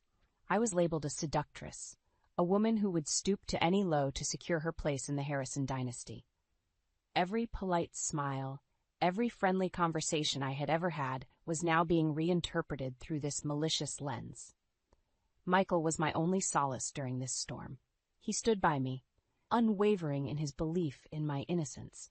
But even his support couldn't shield me from the glares and the whispers that followed me around. I felt isolated, a pariah in a world I had never fully been accepted into. The weight of the accusations bore down on me, crushing my spirit. I began to question myself, wondering if I had inadvertently given the wrong impression, if I was somehow at fault for this misunderstanding. Then came the message from Charlotte. She wanted to meet, just the two of us. A part of me dreaded the confrontation, but another part clung to the hope that I could somehow fix this, that I could make her see the truth. As I prepared for the meeting, I knew I had to tread carefully. Directly accusing Victoria of lying would only alienate Charlotte further. I had to be subtle, to help her see the pattern of manipulation that her mother was so adept at. The meeting was set in a quiet cafe, away from prying eyes. I arrived early, my hands shaking slightly as I clutched my coffee cup, waiting for Charlotte to arrive. This was my chance to clear my name, to salvage what was left of my relationship with Michael's family. But deep down, I knew it was about more than that. It was about reclaiming my dignity, my self-worth. As Charlotte walked in, our eyes met. Gone was the warmth we once shared, replaced by a guarded wariness. The next hour would determine much more than just the fate of our relationship. It would be a test of my strength, my resolve, and my ability to stand up against the unfounded prejudices that threatened to tear my world apart. The cafe was quaint, a stark contrast to the opulent world of the Harrisons. As Charlotte sat across from me, her fingers nervously tapping on the table, I could sense the tension emanating from her. She was torn, caught between loyalty to her family and the remnants of our friendship. "Emma," she began hesitantly, This situation is complicated. I want to believe you, I really do. But my mom, she seemed so certain. Her words hung in the air, a testament to the influence Victoria wielded over her children. I took a deep breath, choosing my words with care. This wasn't just about clearing my name, it was about helping Charlotte see the truth. Charlotte, I understand your position, I replied, my voice steady. But you know me. Have I ever given you any reason to doubt my character, my intentions? She looked down, a frown creasing her brow. No, you haven't. But my mom, she wouldn't lie about something like this, would she? The question was loaded, a delicate balance between truth and tact. I think sometimes people see what they want to see, I said softly. And maybe, just maybe, your mom saw a chance to push me away, to protect what she thinks is best for the family. Charlotte's eyes met mine, a flicker of realization dawning in them. You think she made this up because she doesn't want you with Michael? I nodded, gently. I can't tell you what to believe, Charlotte, but I can ask you to consider the possibility. Has your mom ever done something like this before? Perhaps not as extreme, but something that shows her need to control? She was silent for a moment, lost in thought. Then, slowly, she began to speak. She talked about her mother's subtle manipulations, the way she would steer conversations and opinions to suit her agenda. As she spoke, I could see the walls of denial beginning to crumble. Our conversation continued, moving from the incident at the dinner to broader reflections on family dynamics and expectations. It was a cathartic experience for both of us, a chance to air grievances and misunderstandings. As we parted ways, Charlotte's final words stayed with me. I'll think about what you said, Emma. I'm sorry for jumping to conclusions. Maybe we need to look at things differently. Walking away from the cafe, I felt a glimmer of hope. The road ahead was still fraught with challenges, but perhaps this was the first step towards mending broken bridges. The fight for my place in Michael's life and in his family was far from over. But for the first time in a long while, I felt like I wasn't fighting alone. In the weeks that followed my meeting with Charlotte, the atmosphere in the Harrison household subtly shifted. Charlotte's demeanor towards me softened, a sign that our conversation had sparked a change. However, Victoria's coldness remained as impenetrable as ever. An opportunity to address the lies head-on presented itself unexpectedly. The Harrisons were hosting a charity event, and as Michael's fiancée, I was obligated to attend. I knew this event would be crucial. It was my chance to confront the situation without directly accusing Victoria. As guests mingled in the lavishly decorated ballroom, I found myself in a conversation with a small group that included Victoria and some of her close acquaintances. The topic of trust within families came up, a subject too apt to be a coincidence. I believe trust is the cornerstone of any healthy family, I said, my gaze meeting Victoria's for a brief moment. Without it, we're just strangers living under the same roof. Victoria smiled thinly, catching the hidden barb in my words. Of course, Emma, but trust must be earned, and once broken, it's not easily repaired. Her words, laced with insinuation, were a clear reference to the rumors she had spread. I felt a surge of anger, but maintained my composure. That's true, I replied evenly. But sometimes misunderstandings happen. What's important is being open to the truth, even if it's not what we initially believed. The conversation around us continued, but the message was clear. We were engaged in a silent battle, a war of words and implications. While I couldn't outright accuse Victoria without causing a scene, I had made my stance clear. As the evening progressed, I noticed a few guests glancing at me with curiosity rather than judgment. It seemed that the seeds of doubt I had planted were beginning to sprout. The truth was a powerful weapon, and I had wielded it with precision. But the victory, if it could be called that, was bittersweet. I knew that Victoria would not give up easily. The fight for my place in Michael's life was far from over. But I had made a statement that night. I wasn't going to be a passive victim in Victoria's game of manipulation. As Michael and I left the event, his hand in mine, I felt a renewed sense of determination. The road ahead would be challenging, but I was ready to face it head-on. The lies and deceit would eventually unravel, and when they did, I would be standing strong, vindicated by the truth. Time has a way of unraveling the most intricate of lies, and, in the weeks that followed the charity event, the undercurrents within the Harrison family began to change. My relationship with Charlotte had improved significantly, and through her, I started to see a shift in the family's perception of me. It was at a casual family gathering where I felt the first real signs of change. The atmosphere was lighter, and conversations flowed more freely. I was cautiously optimistic, but still acutely aware of Victoria's lingering disapproval. During the gathering, I had a chance to speak with some of the family members who had initially been swayed by Victoria's narrative. As we talked, I realized they were seeing me in a new light. There were no overt apologies, but the change in their demeanor was apology enough. What surprised me most, however, was a conversation with Michael's cousin, James. He pulled me aside, his expression serious. "Emma, I need to tell you something," he began. "I overheard my Aunt Victoria talking to Eleanor a while back. They were plotting, saying things about you, about how to keep you away from Michael." His revelation was a shock, yet not entirely unexpected. It was the confirmation I needed, undeniable proof of Victoria's manipulations. "Thank you for telling me, James," I said, my mind racing with the implications of this new information.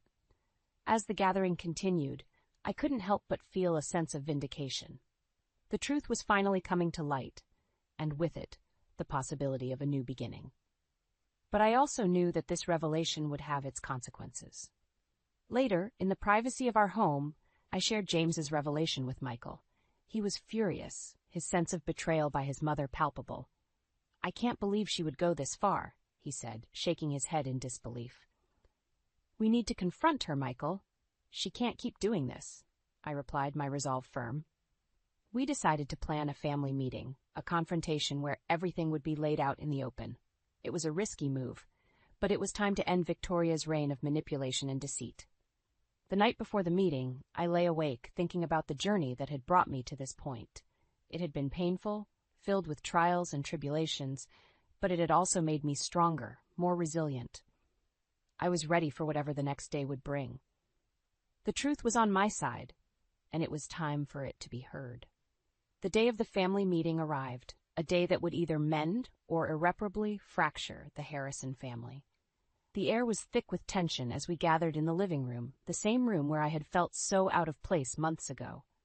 Michael and I sat together, a united front against the storm that was about to unfold. Across from us, Victoria sat, her composure impeccable as always, but I could sense a flicker of uncertainty in her eyes. Michael took the lead, his voice steady but charged with emotion. "We're here because there are things that need to be addressed, truths that need to be spoken," he began, his gaze sweeping across the room. "Emma has been accused and judged unfairly, and it's time we clear the air." The room fell silent, every eye fixed on us. I took a deep breath and shared James's revelation, the words heavy with the weight of betrayal. As I spoke, I watched Victoria's facade crack, her mask of aristocratic poise slipping for the first time. The reactions around the room varied. Some were shocked, others seemed to have expected such deceit. Charlotte looked at her mother, hurt and confusion written across her face. Victoria, now cornered, tried to defend herself. "I did what I thought was best for this family," she said, her voice trembling slightly. "You don't understand what's at stake." "It's not about the family, Victoria," Michael interjected, his disappointment clear. "It's about control, about you not accepting Emma." The discussion that followed was intense and emotional. Accusations and confessions poured out, opening old wounds but also paving the way for healing. Victoria, once the puppeteer, now looked diminished, her schemes laid bare for all to see. As the meeting drew to a close, there was a sense of catharsis in the room. Some bridges were mended, while others remained fragile. But the most significant outcome was the shift in how I was viewed by the family. The label of homewrecker was gone, replaced by a newfound respect and acceptance. Victoria's reign of manipulation had ended, her tactics exposed and denounced. It was a triumph not just for me but for the entire family, a chance to rebuild on a foundation of truth and understanding. As Michael and I walked back to our car, he wrapped his arm around me. "I'm proud of you," he said, his words filled with love and admiration. I smiled, feeling a sense of achievement. The road ahead would still have its challenges, but for now, I had triumphed over the lies and deceit. I had reclaimed my dignity, and in doing so I had changed the dynamics of the Harrison family forever. The seasons changed, and with them, the Harrison family slowly transformed. The engagement dinner that had once been a stage for scandal now seemed like a distant memory, a dark chapter come to a close. In the warmth of the Harrison home, once more gathered for a celebration, I couldn't help but reflect on the journey that brought us to this moment. The room was filled with laughter and conversation, a stark contrast to the events that had unfolded months prior. Charlotte, now married and happier than ever, shared a tender glance with Thomas, their unity unmarred by past rumors. Even Eleanor, once an unwitting accomplice in Victoria's schemes, approached me with a shy smile and a heartfelt apology. As for Victoria, the matriarch who had orchestrated so much pain, her presence was subdued. She was no longer the queen of her domain, but rather a spectator in her own home. Her attempts to regather the shattered pieces of her influence were met with a quiet but firm resistance from the family she had once controlled. Michael held my hand as we mingled, his pride in me evident in the way he introduced me to new faces and old friends alike. Our bond had strengthened in the crucible of his family's drama, tempered by the trials we had faced together. "Emma," he said, as we found a quiet moment by the window, "I can't believe we made it through all of this." I turned to him, my heart full. "We did it together," I replied. "And look at us now, stronger and more united than ever." The future that lay before us was one of hope and possibility. The Harrisons, once a family divided by class, deceit, and manipulation, had begun to heal. For my part, I had carved out my place among them, not as an outsider, but as a cherished member of the family. As the evening continued, I found myself lost in thought. The struggles I had endured with the Harrisons had taught me more about myself than I could have imagined. I had learned to stand up for what was right, to fight against injustice, and to trust in the enduring strength of love. The final conversation of the evening was with Victoria, a moment I had anticipated with a mix of anxiety and hope. As we stood together, an unspoken truce settled between us. "Emma," Victoria said, her voice softer than I had ever heard it, "I was wrong about you." The admission was brief, a mere whisper against the backdrop of celebration, but it was enough. It was the epilogue to our shared story, an acknowledgement of change and the promise of a better tomorrow. The Harrisons would move forward, with me as an integral part of their legacy. And as the last guests departed, the candles casting a soft glow on the now empty room, I realized that this was truly a new beginning, a beginning filled with respect, understanding, and most importantly, a family united, not just by blood, but by a shared journey through darkness into the light. I eased out of bed, careful not to wake Alex or our 7-month-old daughter Lily. Today was the day we had been eagerly anticipating, the day we would embark on a trip to Mexico. It wasn't just a vacation, it was a celebration of several milestones. My dad's 60th birthday, my brother's birthday, and most significantly, a delayed honeymoon for Alex and me. As I tiptoed into the kitchen, the silence of the early morning felt like a blanket, comforting yet heavy with unspoken thoughts. The air was filled with a mix of excitement and an undercurrent of tension, a tension that stemmed from a conversation that had happened weeks ago. When we first announced our trip, Alex's family, especially his mother, had taken it with a forced smile. "Mexico, with your family?" she had asked, her voice tinged with a restraint that didn't go unnoticed. It was clear she was upset that Lily's first trip wasn't with them. I poured myself a cup of coffee, the aroma blending with my swirling thoughts. This trip was supposed to be a joyous occasion, a much-needed break from the everyday routines, and a chance for our little family to create new memories. Yet the shadow of disapproval from Alex's side of the family lingered, casting a pall over our excitement. I heard Lily's soft babbling from her crib, pulling me from my reverie. As I picked her up, her smile was a reminder of the joy that lay at the heart of our trip. "We're going on an adventure, little one," I whispered, nuzzling her cheek. She responded with a gurgle of delight, unaware of the adult complexities that shadowed our departure. I spent the morning in a flurry of activity, double-checking our packing list. Passports, check. Tickets, check. Reservations, check. Everything was in place for our Mexican escape. This trip wasn't just a holiday. It was a milestone, a chance to finally have something that resembled the honeymoon Alex and I never got to enjoy. But as I zipped up the last suitcase, my phone buzzed. It was a text from my mother, and I felt a knot form in my stomach. Her words were brief, but their implication was clear. Alex's mother had called her, expressing her disappointment about our trip, an opening salvo in what promised to be a series of emotional confrontations. I sighed, looking at Lily's beaming face. "Looks like we're not just escaping to Mexico, my love," I said to her, half-heartedly smiling. "We're also escaping a family drama." As the sun finally rose, painting the sky in hues of orange and pink, I realized that this trip would be more than a celebration. It would be a test of our resilience as a family, a defiance against unsaid expectations, and a statement of our independence. I steeled myself for the challenges ahead, determined to protect the joy and sanctity of our long-awaited escape. 2 days before our departure, my phone rang, displaying my mother's number. I answered, expecting a quick chat about our travel plans, but her tone immediately signaled that this was no ordinary conversation. "Hi, Mom. Is everything okay?" I asked, sensing her unease. "It's about your trip," she began hesitantly. "I just got off the phone with Alex's mom. She seemed, well, upset." My heart sank. The last thing I wanted was more drama around our vacation. "What happened?" "She mentioned that her sister, Alex's aunt, is making a surprise visit to the country. She arrives the day you leave for Mexico," my mom explained. I frowned. The timing couldn't be more inconvenient. "And let me guess, she thinks we should cancel our trip to welcome her?" My mom sighed. She didn't say it outright, but she heavily implied it. She mentioned how it would be disrespectful not to be here for her sister's arrival. Anger and frustration bubbled up inside me. It felt like a manipulative move to guilt us into canceling a trip we had planned for months. "Mom, this trip is important to us. It's not just a vacation, it's a celebration of so many things." "I know, dear," I told her that.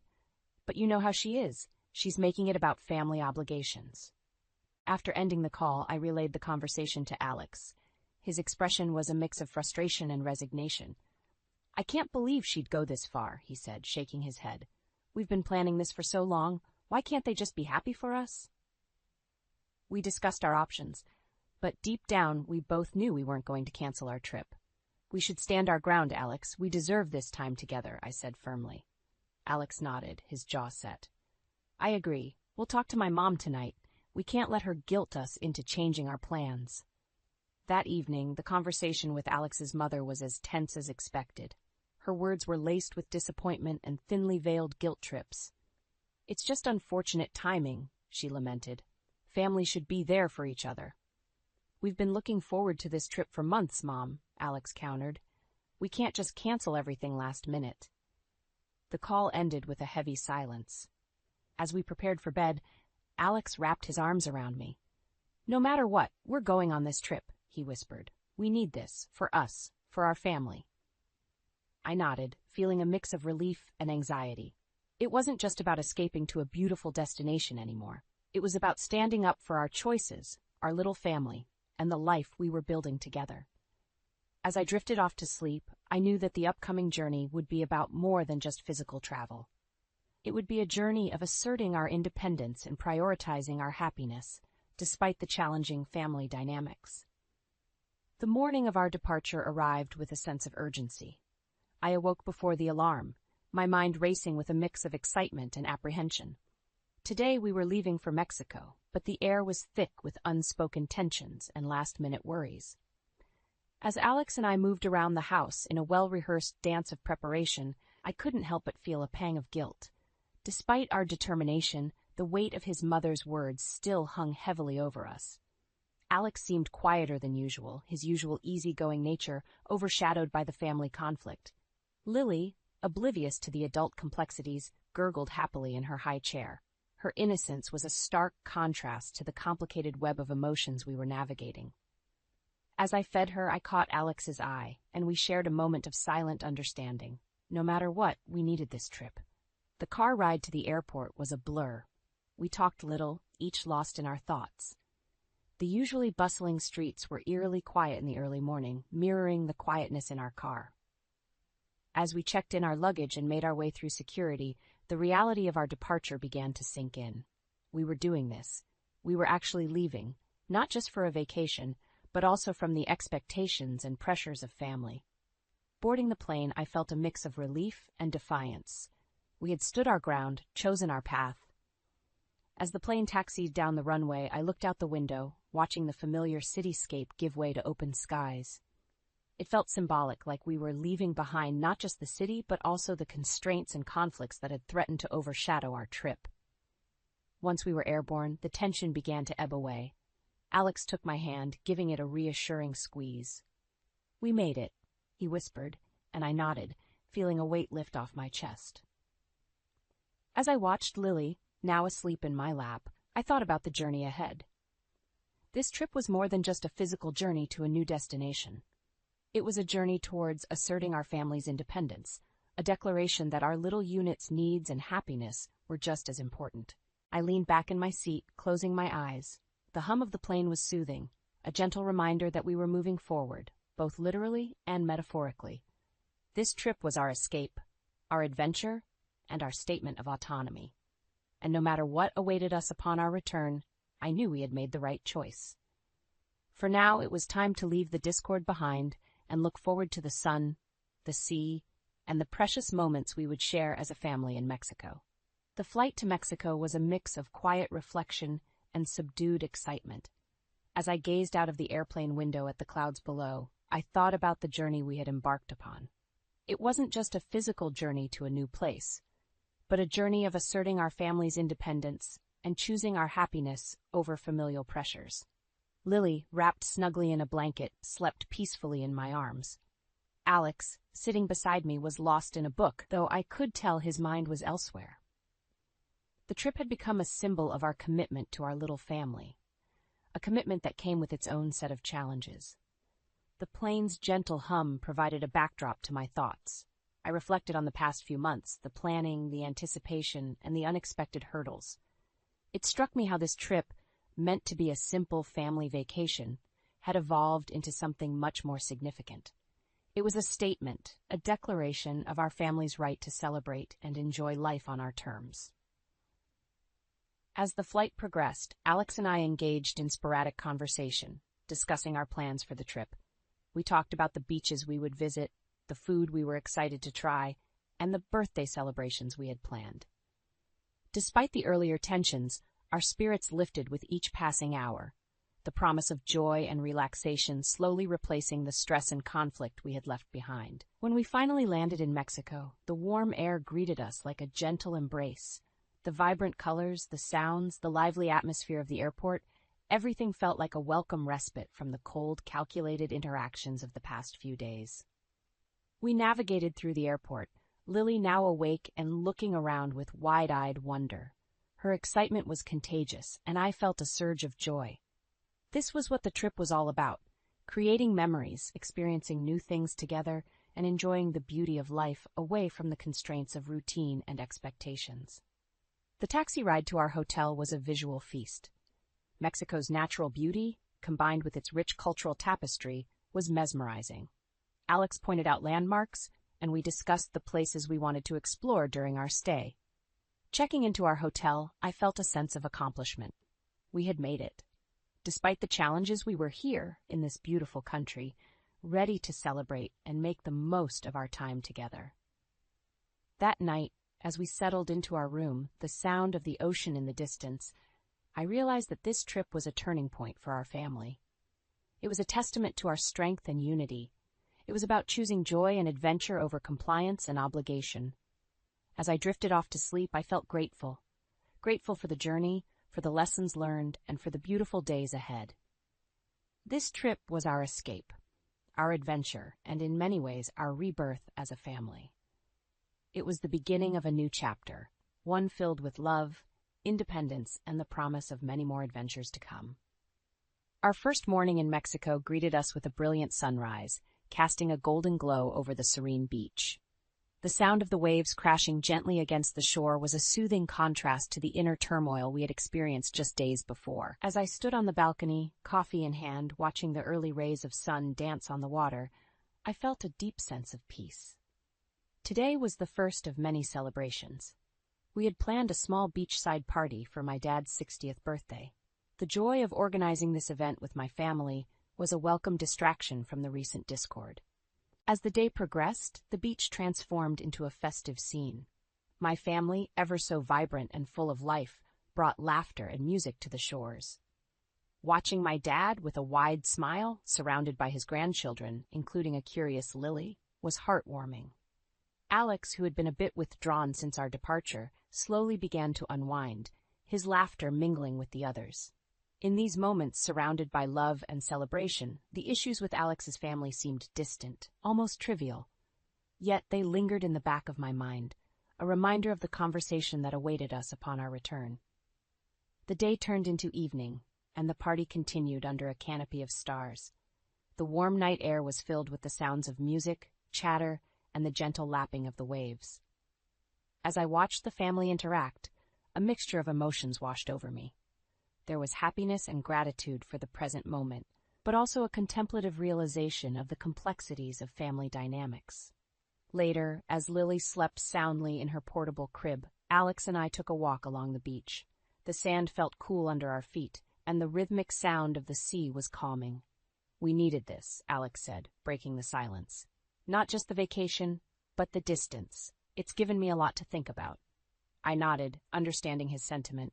It's not easy, standing up to family, but I think we're learning how to prioritize our own little unit. He squeezed my hand. "I know, and I'm sorry for the added stress my family caused. It's just complicated." "It is," I agreed, "but we're navigating it together. That's what matters." We stood there for a while, just watching the waves. This trip was more than a celebration. It was a journey of self-discovery and strengthening our bond as a family. It was about finding our balance, understanding our priorities, and acknowledging that while family ties are important, they should not come at the cost of our happiness and well-being. As we headed back to the hotel, I felt a renewed sense of clarity and purpose. Our trip was halfway through, but the lessons we were learning would last a lifetime. The upcoming days promised more celebration, exploration, and most importantly, the opportunity to further solidify our family's bond. Our final days in Mexico were a blend of relaxation and bittersweet anticipation of the journey home. We explored, laughed, and savored each moment, creating a tapestry of memories that I knew would sustain us in the days to come. As we packed our bags on the last night, a sense of accomplishment filled me. We had done it, not just the vacation, but also taking a stand for our family's happiness.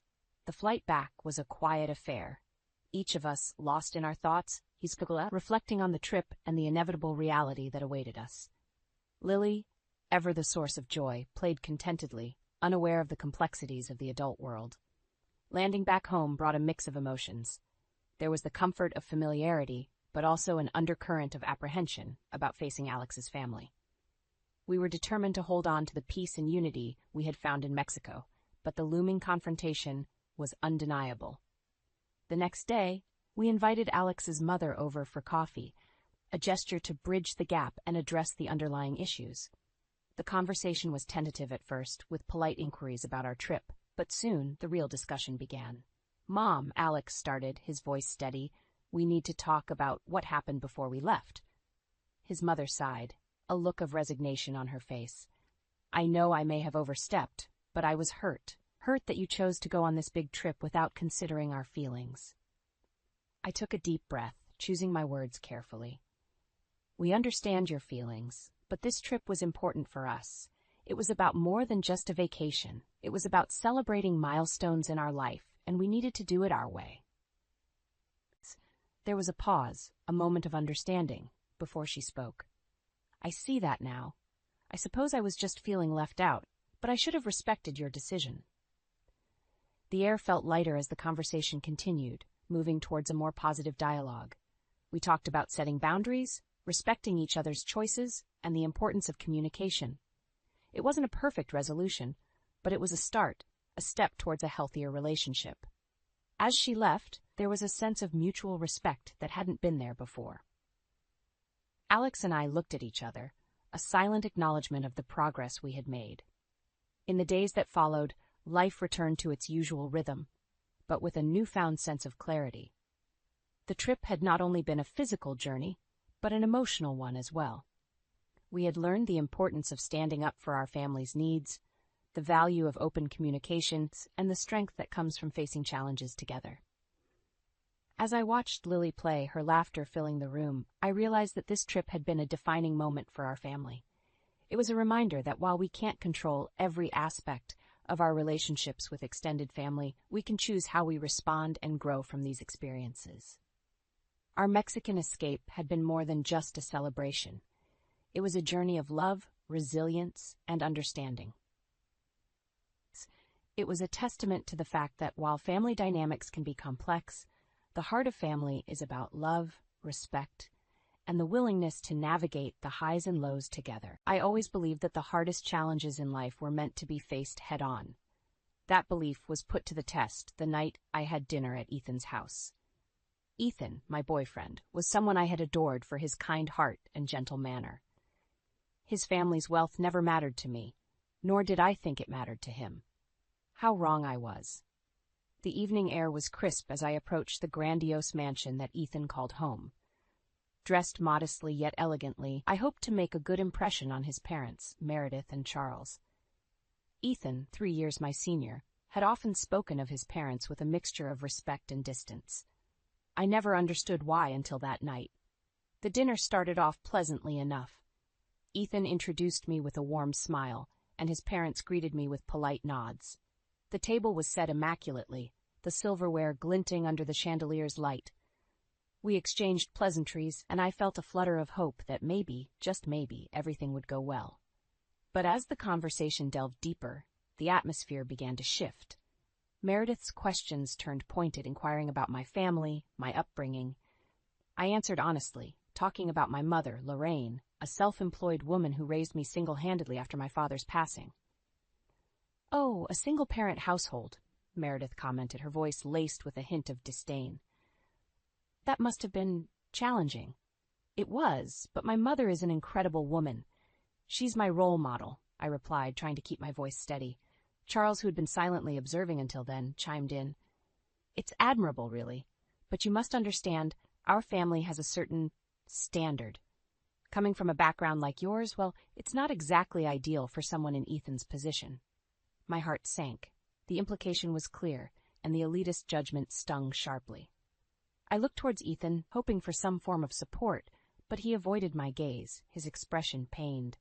Meredith continued, her words like venom masked in velvet.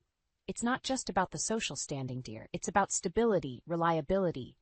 How can we be sure you won't bring financial burdens into the family? These things matter, you understand." I felt a mixture of anger and humiliation. "I assure you, my mother and I are quite self-reliant. We've never depended on anyone else financially." Charles scoffed. "Self-reliance is one thing, but fitting into our family, our world, is another. I'm sure you understand, it's not personal." But it was personal. It was a judgment not just on me, but on my mother, on everything we had ever worked for. Ethan finally spoke up, his voice barely above a whisper. "Mom, Dad, please, this isn't right." Meredith waved a dismissive hand. "Ethan, you're young. You don't see the bigger picture. We're thinking about your future." The dinner ended shortly after, the final course tasting like ash in my mouth. I left their house feeling smaller, diminished. Ethan tried to apologize, but his words were empty. He had remained silent when it mattered most. As I walked home, the night air no longer felt crisp but biting, each step heavy with the weight of realization. The man I loved was trapped in a world where wealth and status dictated worth, and I, coming from a modest single-parent family, was deemed unworthy. That night, I cried not just for the love lost, but for the injustice done to my mother, the strongest, most self-sufficient woman I knew. Little did I know, this was just the beginning of a journey where the underestimation of a single mother and her daughter would be their gravest mistake. The silence of my home was a stark contrast to the turmoil in my heart as I closed the door behind me. The echoes of Ethan's parents' scornful words still lingered in my mind, replaying like a broken record. My mother, Lorraine, was seated at the kitchen table, her laptop open in front of her. She looked up, her sharp eyes softening as she took in my tear-streaked face. "Alina, what happened?" Her voice was laced with concern. I hesitated, my words catching in my throat. Telling her felt like admitting a defeat, an acceptance that we were somehow less than those who judged us. But Lorraine deserved to know. She had always been my fortress, my unwavering support. They looked down on us, Mom, I managed to say, the dam breaking as I recounted the evening's events. Each word felt like a weight lifted, yet the shame and anger only grew stronger. Lorraine's face hardened, her eyes sparking with a fire that I knew all too well. It was the same fire she wielded to build a life for us from scratch, the same determination that drove her to succeed against all odds. Their arrogance will be their downfall, she said quietly, more to herself than to me. I looked up, surprised. What do you mean? She closed her laptop, her gaze meeting mine.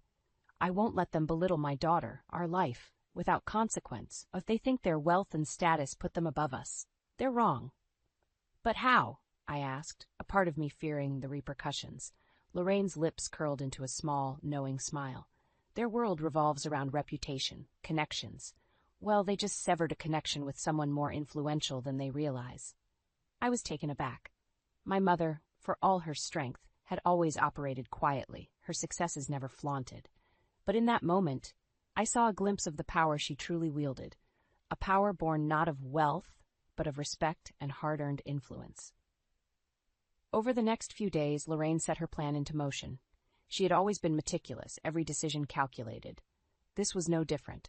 I watched as she made calls, her voice firm and authoritative. I didn't know the details of her business dealings, but I understood enough. She was severing ties with Charles's bank, a move that would send ripples through their elite circles. It's not just about hurting them, she explained to me one evening. It's about showing that we, too, hold power. The power of integrity, of standing up against those who think they can trample on others without consequence. Her actions spoke louder than any words of consolation could.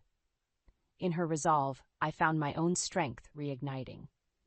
We might not have had their wealth, but we had something far more potent, dignity and the courage to defend it.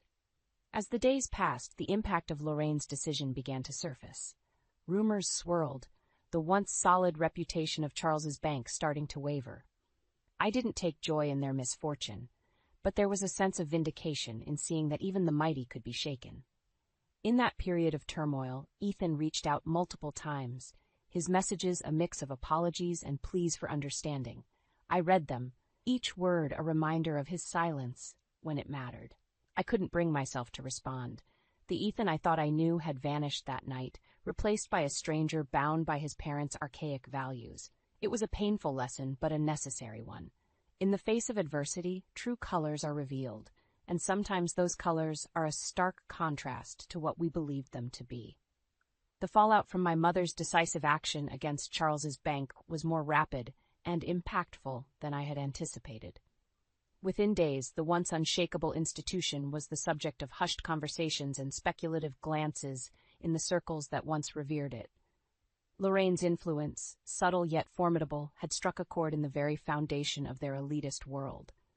Ethan's attempts to reach out became more frantic, his messages a mix of confusion, desperation, and thinly veiled accusations. But it was a call from Meredith that brought the reality of the situation to a head. "Alina, you must convince your mother to reconsider her decision." Meredith's voice was tense, a far cry from the poised demeanor she had displayed at the dinner. "Why would I do that, Mrs. Harwood?" I replied, my voice steady despite the turmoil inside. "Because you're ruining us," she blurted out, the veneer of sophistication crumbling. "Do you have any idea what this is doing to our reputation? To Charles's career?" Her words, meant to intimidate, only served to highlight the depth of their entitlement. "Your reputation was built on looking down on people like us," I said calmly.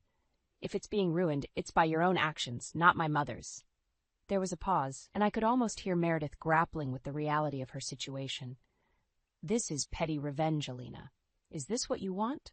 "It's not about revenge," I responded. "It's about respect, something you and your family clearly lack."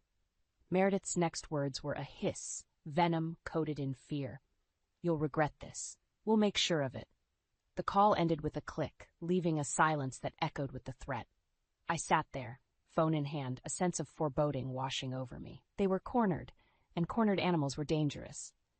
That evening, I recounted the conversation to Lorraine. She listened intently, her expression unreadable. "They're scared," she finally said. Scared people make mistakes, but we won't. We'll stand our ground. Her confidence was a beacon in the murky waters of this battle we had inadvertently started. What if they retaliate, I asked, the worry evident in my voice. Lorraine's gaze was unwavering. Then we'll be ready. We've faced challenges before, Alina. This is just another hurdle. We're stronger than their threats. Over the next few days, the tension was palpable. Ethan's family was losing its grip on the pedestal they had placed themselves on. Rumors of financial instability and potential legal troubles began to circulate, further tarnishing the Harwood name. Then came the news that Charles had been forced to step down from his position at the bank. The details were murky, but the implications were clear. Lorraine's actions had set off a chain reaction that had led to his downfall. Despite the vindication, I felt no joy in their suffering. But there was a sense of justice, of karma playing out its hand. They had underestimated the strength of a single mother and her daughter, and now they were paying the price. As I lay in bed that night, the events of the past few weeks replaying in my mind, I realized that this was more than just a clash of social standings. It was a lesson in dignity, in the power of standing up for oneself against the tide of arrogance and entitlement. And as the dawn crept through my curtains, casting a soft glow in my room, I felt a sense of peace. The battle might not be over, but we had shown that we were not to be underestimated. The park was quiet, with only the gentle rustling of leaves breaking the silence. I sat on a bench, waiting. Ethan had asked me to meet him here, saying it was urgent. Despite my reluctance, curiosity, and a lingering concern had brought me here. Ethan arrived, his parents, Meredith and Charles, in tow. Their faces were a mix of anxiety and something that resembled fear. The sight of them, so different from the haughty figures at the dinner, was jarring. "Alina, thank you for coming," Ethan began, his voice strained. "My father, he's been suspended from the bank. The board is investigating the lost contracts and our family is under scrutiny. This is because of your mother's actions, isn't it?" I looked at him, the man I had loved, now a picture of desperation. "Ethan, my mother acted in response to how your family treated me. You were there. You heard what your parents said." Meredith stepped forward, her usual composure gone. "Alina, we understand we may have been harsh, but surely this retaliation is excessive. Charles's career, our reputation. It's all falling apart." I felt a surge of anger. "Harsh? You humiliated me, judged my mother and me for things beyond our control. You made us feel unworthy, and now you want sympathy?" Charles spoke up, his voice edged with panic. "Alina, please. If your mother could just retract her decision, or at least speak to the board, it would help clear my name." The audacity of their request left me speechless. They stood before me, not with apologies for their prejudice, but begging for relief from the consequences of their own actions. "My mother did what she felt was right," I said firmly. "She took a stand against people who looked down on us. The fallout from that is not our responsibility. But Alina, think about what this means for us, for our family," Ethan implored, desperation creeping into his voice. I looked at him, really looked at him, and saw the truth I had been denying. Ethan was a product of his environment, molded by the same prejudices and entitlement as his parents. "This isn't just about your family, Ethan. It's about respect, about recognizing the worth of every individual, regardless of their background," I said. "My mother taught me that, something your family clearly doesn't understand." The conversation went in circles, their pleas and justifications falling on deaf ears. I had heard enough. Standing up, I faced them with a resolve strengthened by the trials they had put me through. "I hope this situation gives you a chance to reflect on your actions and attitudes. Goodbye, Ethan." With that, I walked away, leaving behind the world that Ethan and his family represented. As I walked, the weight of the encounter hung heavy on my heart. But there was also a sense of liberation. I had stood up for myself and my mother against the prejudices that had sought to diminish us. It was a painful yet necessary step in reclaiming our dignity. The news of Charles Sterling's suspension from the bank and the subsequent investigation into his conduct became a topic of hushed conversations in our small town. It wasn't long before the repercussions of his downfall began to surface in more visible ways. Ethan's family, once the epitome of wealth and status, found themselves grappling with a reality they were ill-prepared for. I watched from a distance, detached yet unavoidably connected to the unraveling of their world. It was a bitter outcome, one that stemmed from a seed of prejudice and arrogance they had planted themselves. A few weeks after the confrontation in the park, I received an unexpected visitor at our home. It was Ethan, looking disheveled, a far cry from the composed individual I once knew. "Alina, please, you have to listen to me," he pleaded as soon as I opened the door. I hesitated, the sight of him stirring a mix of emotions within me.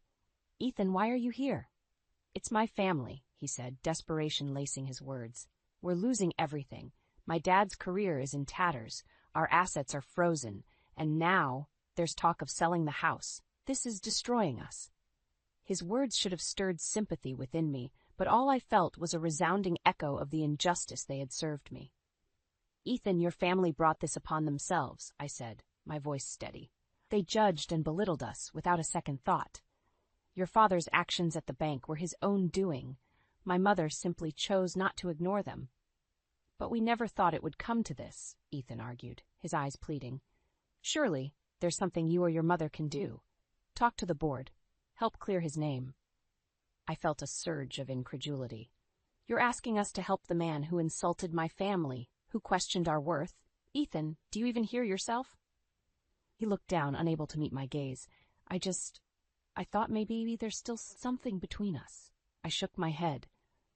The final remnants of what I felt for him dissipating in the face of his continued inability to understand the depth of his family's wrongdoing. "Ethan, there's nothing left between us," I said. "Your family's downfall is a result of their actions, not mine or my mother's. You need to face that reality." His shoulders slumped, the weight of the situation seemingly dawning on him. Without another word, he turned and walked away, a symbol of the consequences that befall those who let prejudice guide their actions. As I closed the door behind him, a sense of finality washed over me. The chapter of my life that involved Ethan and his family had closed. They were now facing the karmic debt of their actions, a harsh yet fitting testament to the age-old adage, "What goes around, comes around." It was a harsh lesson, not just for them, but for me as well. In the world we live in, the battles we fight are not just for success or love, but often for respect and equality. And sometimes those battles leave deep scars and lasting changes. In the weeks that followed, the transformation within me became more pronounced. The ordeal with Ethan and his family, while painful, served as a crucible, forging a new sense of self and purpose within me. I had witnessed firsthand the power of standing up against injustice, and the strength it takes to not be swayed by intimidation or societal pressures. My mother, Lorraine, became even more of a beacon in this newfound journey. Her unwavering support, coupled with her bold actions against Ethan's family, had not only defended our dignity, but also showcased the true extent of her influence and character. As the Sterling family grappled with their new reality, my mother and I found a renewed sense of connection in our small but resilient world. We often spent evenings discussing not just our future plans, but also the broader implications of what we had experienced. "One important lesson from all this, Alina," my mother said one evening, "is that true strength lies in integrity and the courage to stand up for what's right, even if it means standing alone." Her words resonated deeply with me. The journey had been tumultuous, but it had instilled in me a stronger sense of self-worth and an understanding of the impact of our actions on others. In this period of reflection, I also came to terms with my feelings towards Ethan. The love I had for him was overshadowed by the disappointment and disillusionment of his inaction. I realized that sometimes love is not enough, especially when it comes at the cost of one's self-respect. As I moved forward, I began to channel my energies into my career, taking cues from my mother's tenacity and business acumen. The challenges were many, but each obstacle served as a stepping stone, honing my skills and resolve. The story of Ethan and his family became a distant memory, a chapter in my life that had closed, leaving behind valuable lessons. In its place, a new chapter was beginning, one where I stood at the helm, guided by the principles that my mother and the recent experiences had ingrained in me. The transformation was not just internal, Our community's perception of us had shifted as well. The respect and admiration for my mother grew, and with it a newfound recognition of my own capabilities. We were no longer just the underdogs. We were symbols of resilience and integrity. As the chapter of vengeance and upheaval closed, a new chapter of growth and empowerment opened. It was a testament to the fact that even in the face of adversity and prejudice, one could emerge stronger, wiser, and more determined. The seasons changed, and with them, my perspective on life and its myriad challenges. The bitter experience with Ethan and his family had become a catalyst for a profound transformation, both in my personal and professional life. I had emerged not just unscathed, but stronger, more resolute. My mother, Lorraine, continued to be my pillar of strength. Her decision to stand up against the Sterlings had not only defended our honor, but it also sent a powerful message to our community. We were not to be underestimated or belittled. Her actions spoke volumes about the values we stood for: integrity, respect, and resilience. As I advanced in my career, the lessons I had learned from that ordeal guided my decisions. I approached challenges with a newfound confidence, drawing upon the strength that the confrontation with Ethan's family had instilled in me. The respect I earned was not just for my professional capabilities, but also for the principles I upheld. In the quiet moments of reflection, I often thought about Ethan. I harbored no ill will towards him, but rather a sense of pity. He was a product of his environment, a prisoner of his family's archaic beliefs and expectations. I hoped that the upheaval his family faced would someday lead him to his own path of self-discovery and change. The Sterling family's fall from grace became a topic of the past, their plight a mere footnote in the town's history. They had paid a steep price for their prejudices and arrogance, a reminder to all about the impermanence of wealth and status when devoid of humanity and respect. As for me, the scars of that experience had healed, leaving behind a strength that became an integral part of my identity. I was no longer just Alina, the girl from a modest background. I was Alina, a woman of substance shaped by her experiences and the values instilled in her by a strong and courageous mother. In this journey, I had learned that true empowerment comes not from external validation, but from the recognition of one's own worth and the courage to stand up for it.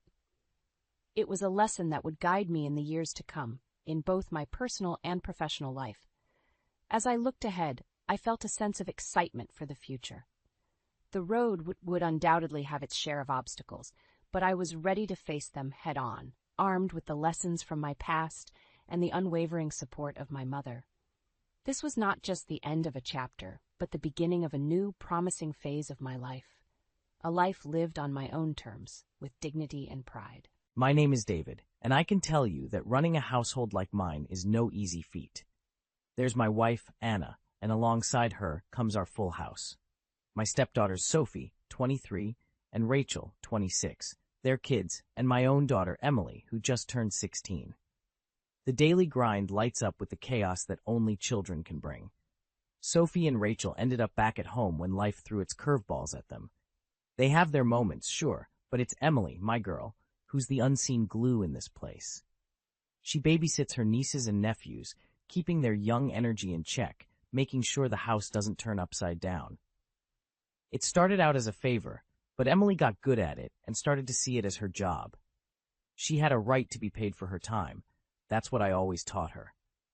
However, Sophie and Rachel didn't always see eye to eye with us on that. They tried to get away with paying her next to nothing, until Anna stepped in and laid down the law. My wife made sure Emily was compensated fairly. Sometimes you have to put a foot down to keep things right. That's what family is about, fighting, but also fixing things. We manage to keep the peace most of the time. My stepdaughters do their parts. Anna's at the heart of it all. And Emily, she's growing up more than I realized. She's learning that in life and in family, you stand up for yourself.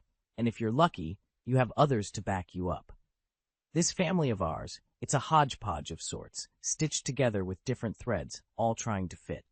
It takes patience, understanding, and a firm hand to keep it all going. And I've always kept my cool, no matter what. I'm the guy who fixes the broken toys, calms down the kids, and tries to give everyone a fair shake. But I know deep down, any family, no matter how strong, can only stretch so far before something snaps. And with a bunch of strong-willed people under one roof, I've got to be ready for when that day comes. We needed a break. That much was clear to anyone who stepped into our bustling home. So when the idea of a family vacation came up, it felt like a breath of fresh air. I had been planning it for weeks, a getaway to a beach resort with rooms overlooking the ocean, where the sunrise could wash away the stains of our daily hustle. I announced the trip one evening over dinner. Eyes lit up, forks paused midair, and the usual banter quieted down to excited whispers. Emily, with her young heart and eager spirit, seemed particularly thrilled. How could she not be? It was her first trip out of the country, a chance to see a world beyond our little town. But as we started planning what to pack and which sights to see, Sophie and Rachel put forth the idea that Emily should stay home. Their reasoning felt flimsy at best.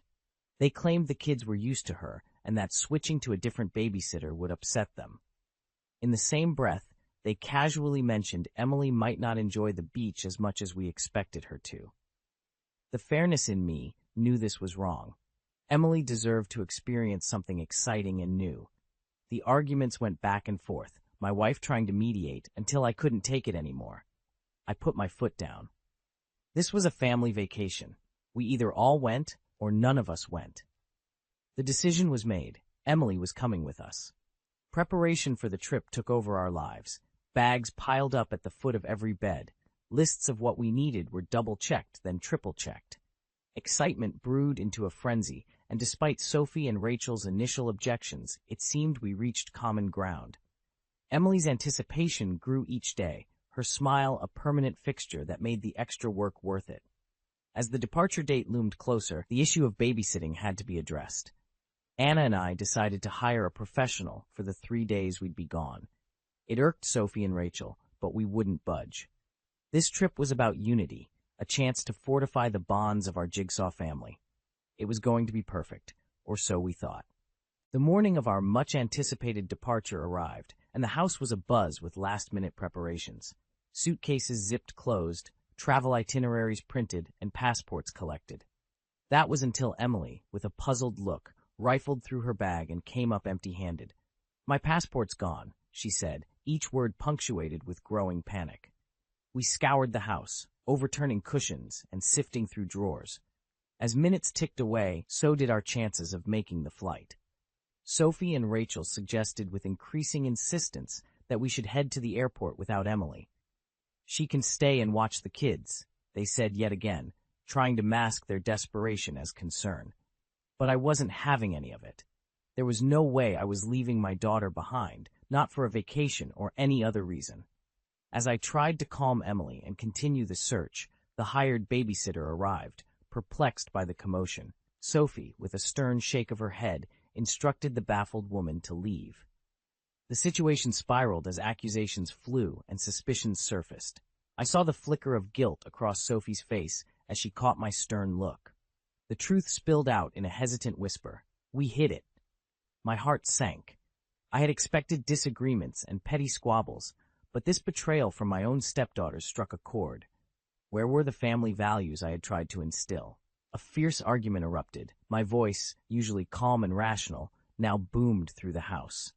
I demanded Sophie tell us where the passport was. She looked to Rachel, but neither stepped forward with the truth. The tense standoff lasted until my ultimatum reached their ears. Find the passport, or the trip is canceled.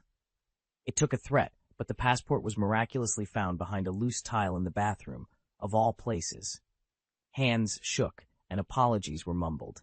But the joy of finding the document was overshadowed by the sting of deceit. Emily clutched her passport, her earlier enthusiasm dampened by the sobering realization that her stepsisters had plotted against her. At that moment, as I looked into Emily's troubled eyes, I knew our planned retreat could never be the carefree escape we had hoped for. The trust we needed to pack alongside our luggage was missing, and without it, no destination, no matter how exotic, could repair the torn fabric of our family's unity. The revelation of Sophie's and Rachel's deceit clawed at me, tearing through my composure. With the passport now in hand, the house was silent, except for the deafening echo of betrayal.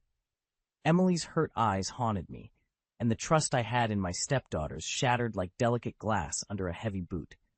I seethed with indignation, my usual tolerant nature giving way to outraged disbelief. Their selfish act to manipulate the situation reeked of utter disregard for Emily's feelings. It called everything into question: my decisions, our family's solidarity, and the respect we owed each other.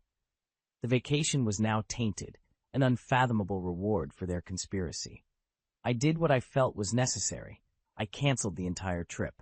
The airline was surprisingly understanding when I cited a family emergency. The minutes that followed were a tightrope walk over a chasm of mixed emotions. Sophie and Rachel withdrew, retreating upstairs as if physical distance could shelter them from the storm of reprimands. But it was Anna's reaction that stung the most. Rather than standing with me, she anchored herself to a silence that was thick with disapproval. When her words finally came, they were cold, razor-sharp. "You overreacted," she said, accusing me of punishing the family for one misguided deed. It pained me that she saw it as a minor misstep rather than the deliberate sabotage it was.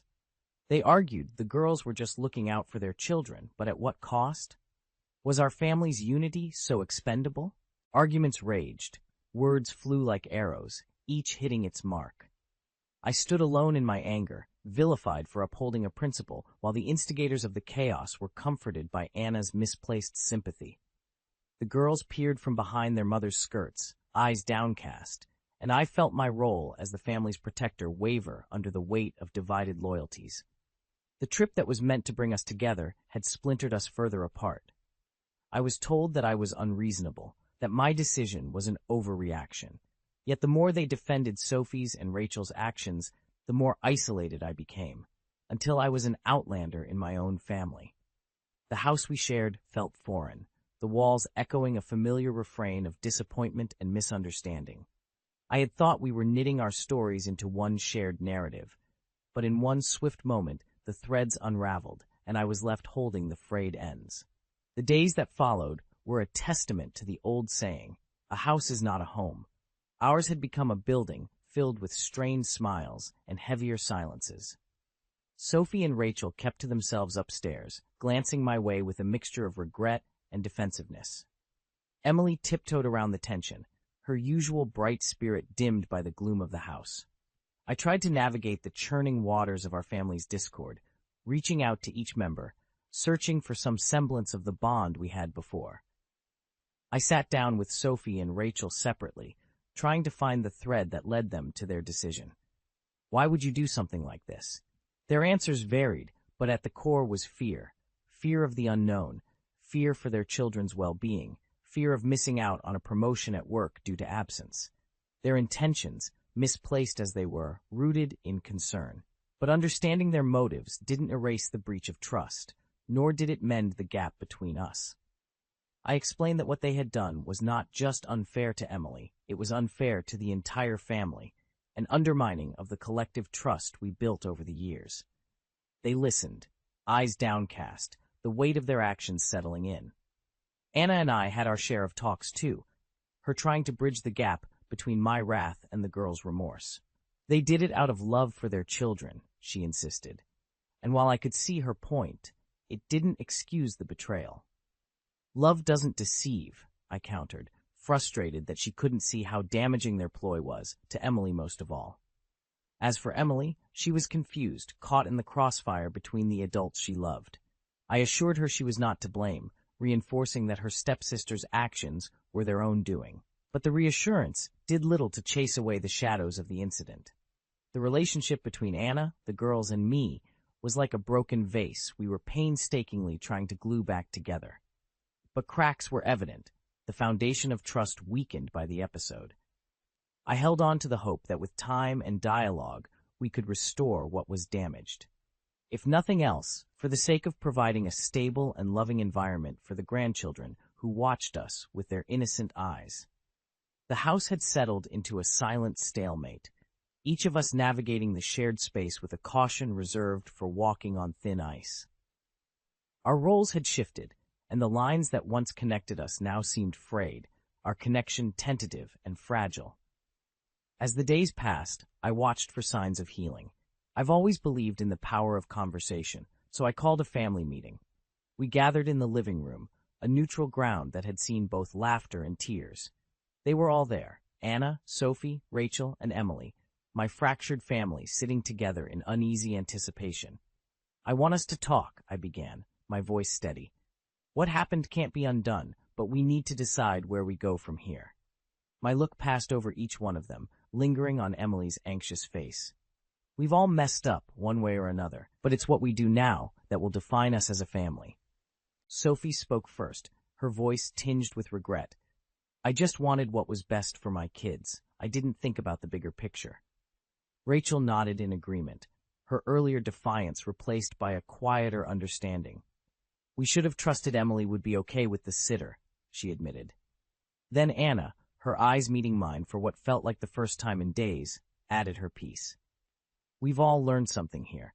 As much as we try to protect the ones we love, sometimes we end up doing more harm than good." I could see the struggle in her to balance her maternal instincts against the fairness I sought. The room felt heavy with unspoken emotions as Emily finally shared her thoughts. "I know you didn't want to hurt anyone," she said softly, her words aimed at her stepsisters. "But next time, maybe just talk to me first?" The simplicity of her request cut through the complexity of our adult machinations. Here we were, trying to weave our way out of a mess we'd made, and all Emily wanted was to be considered, to be part of the process, not an afterthought. It wasn't a Hollywood ending with hugs and tears, but rather an acknowledgement of our failings and a commitment to do better. "Let's move forward," I concluded, not just because we have to, but because we want to. In the days that followed, we found our new normal. The kids' laughter returned, drawing us out of our shells. We were cautious, yes, but there was a newfound respect in our interactions. We took baby steps toward rebuilding the weakened bonds, aware that trust, once breached, took time to restore. Our last family photo sat on the mantelpiece, a reminder of a time before the passport incident. We weren't ready to take a new one yet, not until the smiles reached our eyes again. But I was hopeful, because if there was one thing I had learned through all this, it was the resilience of family. And maybe, just maybe, the roots of our love ran deeper than the cracks that had appeared. The smell of roasted chicken and buttery mashed potatoes filled the air as I put the finishing touches on dinner. My husband Marshall smiled at me from across the kitchen. "Something sure smells good in here. The kids are gonna love it," he said. I grinned back, feeling a familiar flutter of excitement in my stomach. Our son Ellis was coming over tonight with his new wife Corinne. It would be her first time visiting us since their wedding 6 months ago. "Do you think she'll like the food?" I asked Marshall nervously. "I got that wine she enjoys, but I wasn't sure about her tastes." "I'm sure she'll love it, Lorraine," Marshall reassured me. "Just relax. This dinner is going to go great." The doorbell rang and my heart leapt. I rushed to answer it, smoothing my apron. Ellis and Corinne stood on the porch, dressed impeccably as usual. "Mom, Dad, it's so good to see you," Ellis exclaimed, sweeping me into a big hug. Corinne air-kissed my cheek. "Thanks for having us over. What a cute little house." I smiled uncertainly. Come in. Dinner's just about ready." We settled around the dining room table, heaping our plates high. Corinne delicately picked at her food, her nose crinkled. Marshall dove into his meal. Lorraine, you've outdone yourself. This chicken is juicy and seasoned perfectly." "Yeah, thanks, Mom. It's great," Ellis added enthusiastically. Corinne gingerly took a bite and set her fork down. It's a little dry for my taste." I blinked in surprise. "Oh, I'm so sorry," I said quickly. "I can bring you some extra gravy or butter if you'd like." "No, it's fine," Corinne sighed. "I'm just used to more refined cooking. I shouldn't have expected you to match my tastes." Marshall and I exchanged a look. The table fell silent. "Sorry, I don't mean to be rude," Corinne added lightly. "It's edible enough." I gritted my teeth. Edible enough? The nerve of this woman. I had slaved away in the kitchen all evening, wanting to make a good impression. Marshall cleared his throat. "So, how's work been, Ellis?" As he launched into a story, I studied Corinne. She looked bored, picking at her nails. How could Ellis have married someone so vain and entitled? After dinner, I quickly cleaned up as Marshall showed them family photos. "Ugh, I'm exhausted," Corinne declared. "Those carbs made me sleepy." "Ellis, be a dear and fetch my sweater from the car?" Ellis jumped up immediately. Of course, honey. As I washed dishes angrily, I heard Corinne's shrill laugh from the living room. Oh my God, look at Ellis's hair in this photo. He looks like such a dork. I clenched my fists. I had tried so hard to make her feel welcome, but Corinne clearly had no interest in getting to know us. She saw us as beneath her somehow. Well, I wasn't going to stand for that. If she wanted to be part of this family, she had better shape up and show us some respect. I would make sure of that. Over the next few weeks, I tried to make peace with Corinne's presence in our family. I knew how much Ellis loved her. Perhaps she was just nervous that first night. We invited them over for dinner again. When they arrived, I noticed how exhausted Ellis looked. His eyes were ringed with dark circles, and he seemed to have lost weight. Sweetheart, is everything okay? You look really worn out, I asked, concerned. Oh, I'm fine, Mom, Ellis said, waving it off. Work has just been crazy lately. I frowned. Ellis was one of the senior engineers at his firm and thrived under pressure. Something else must be going on.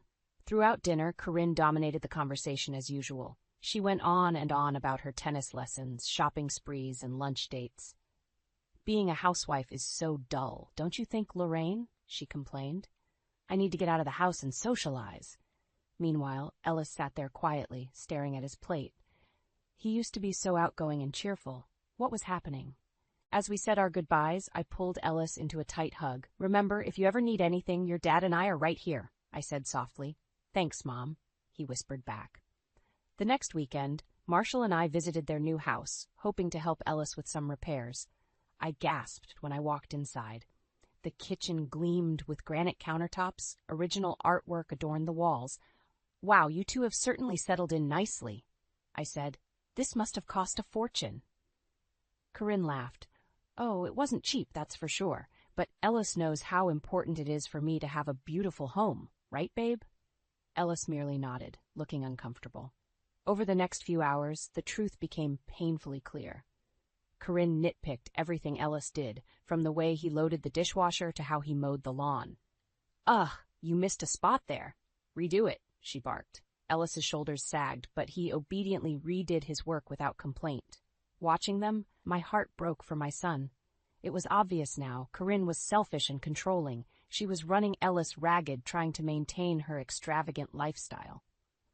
As we left, I hugged Ellis tightly again. Remember what I said? We're always here for you, I whispered.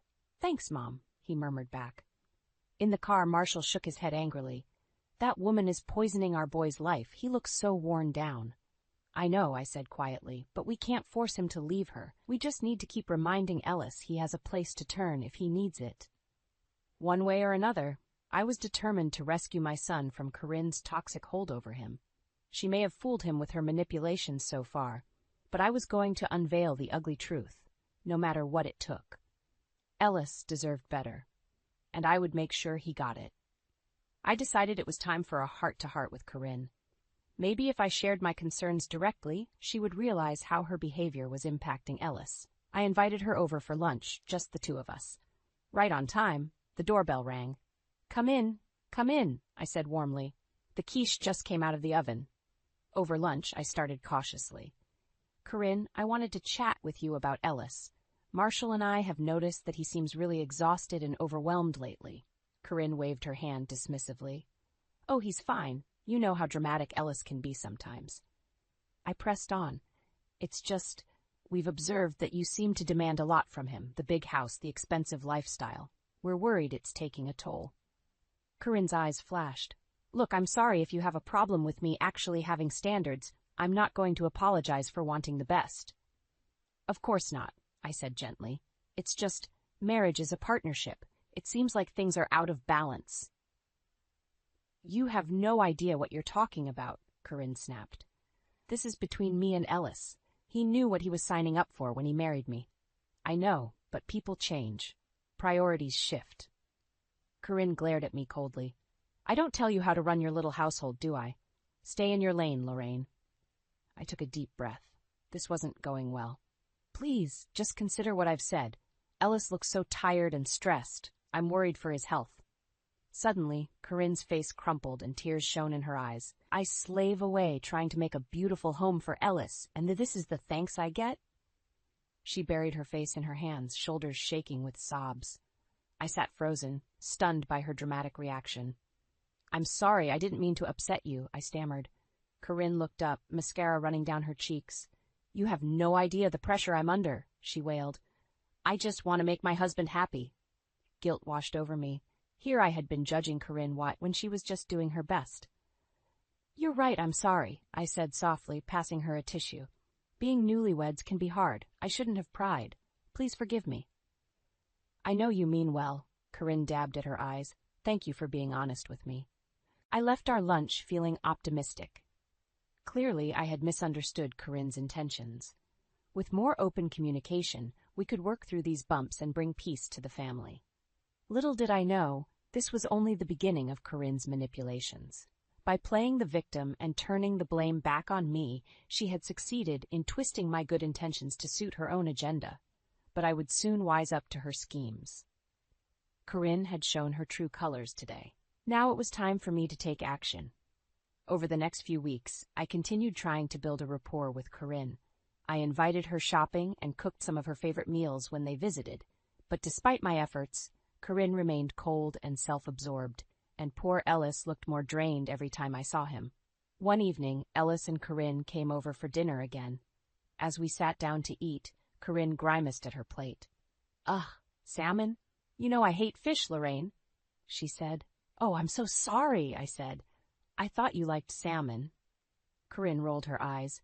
"Maybe if you ever listened to me, you'd know I don't." I bit my tongue and served her extra asparagus instead.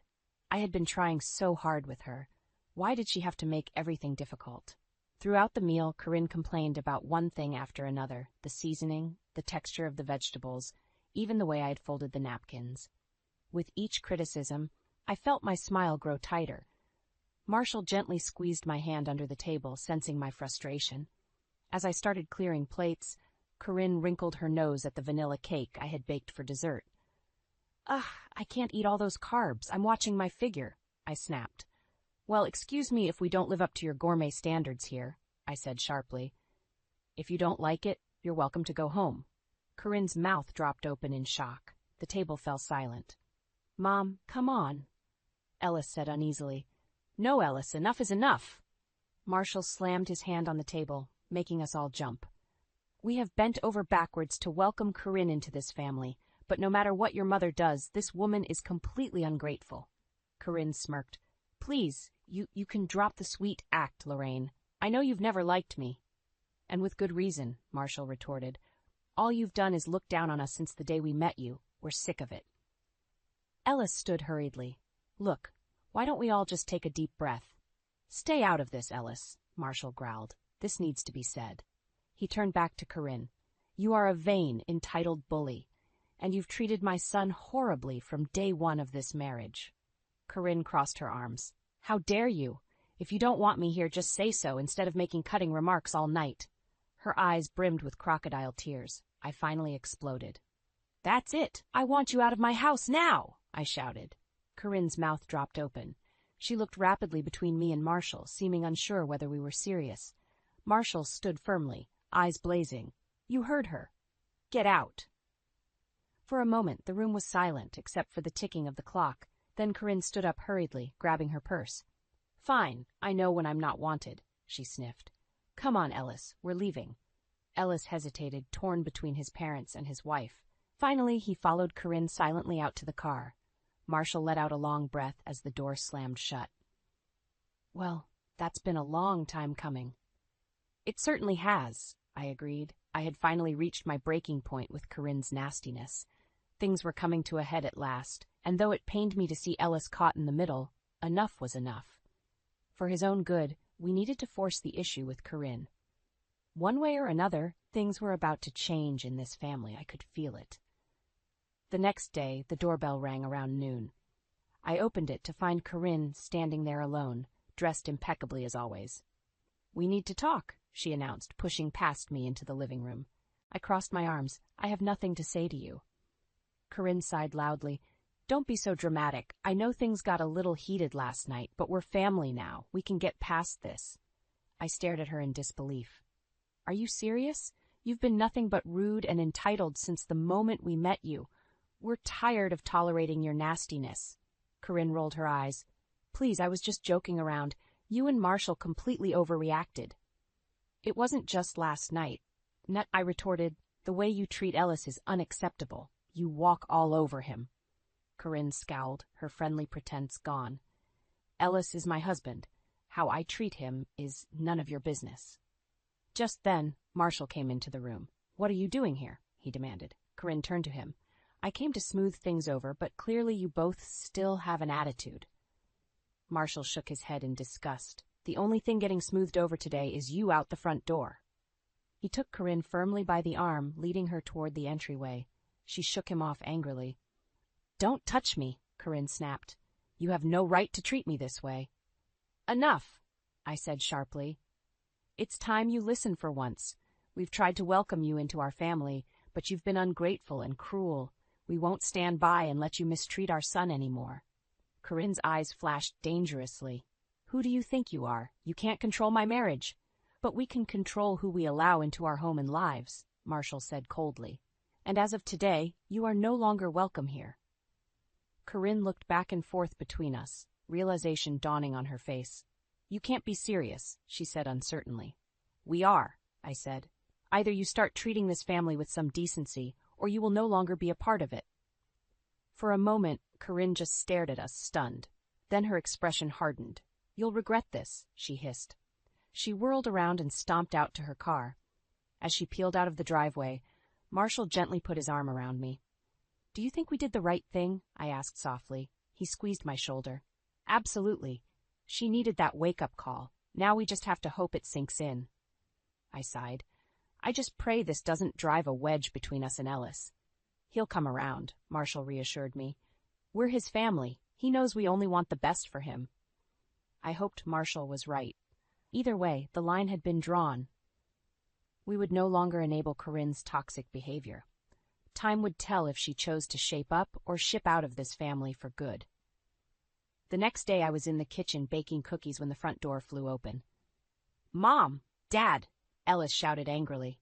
"How could you kick Corinne out like that?" I wiped my hands and went to meet him in the living room. Marshall put down his newspaper and stood. "Son, we were just trying to stand up for you," he said evenly.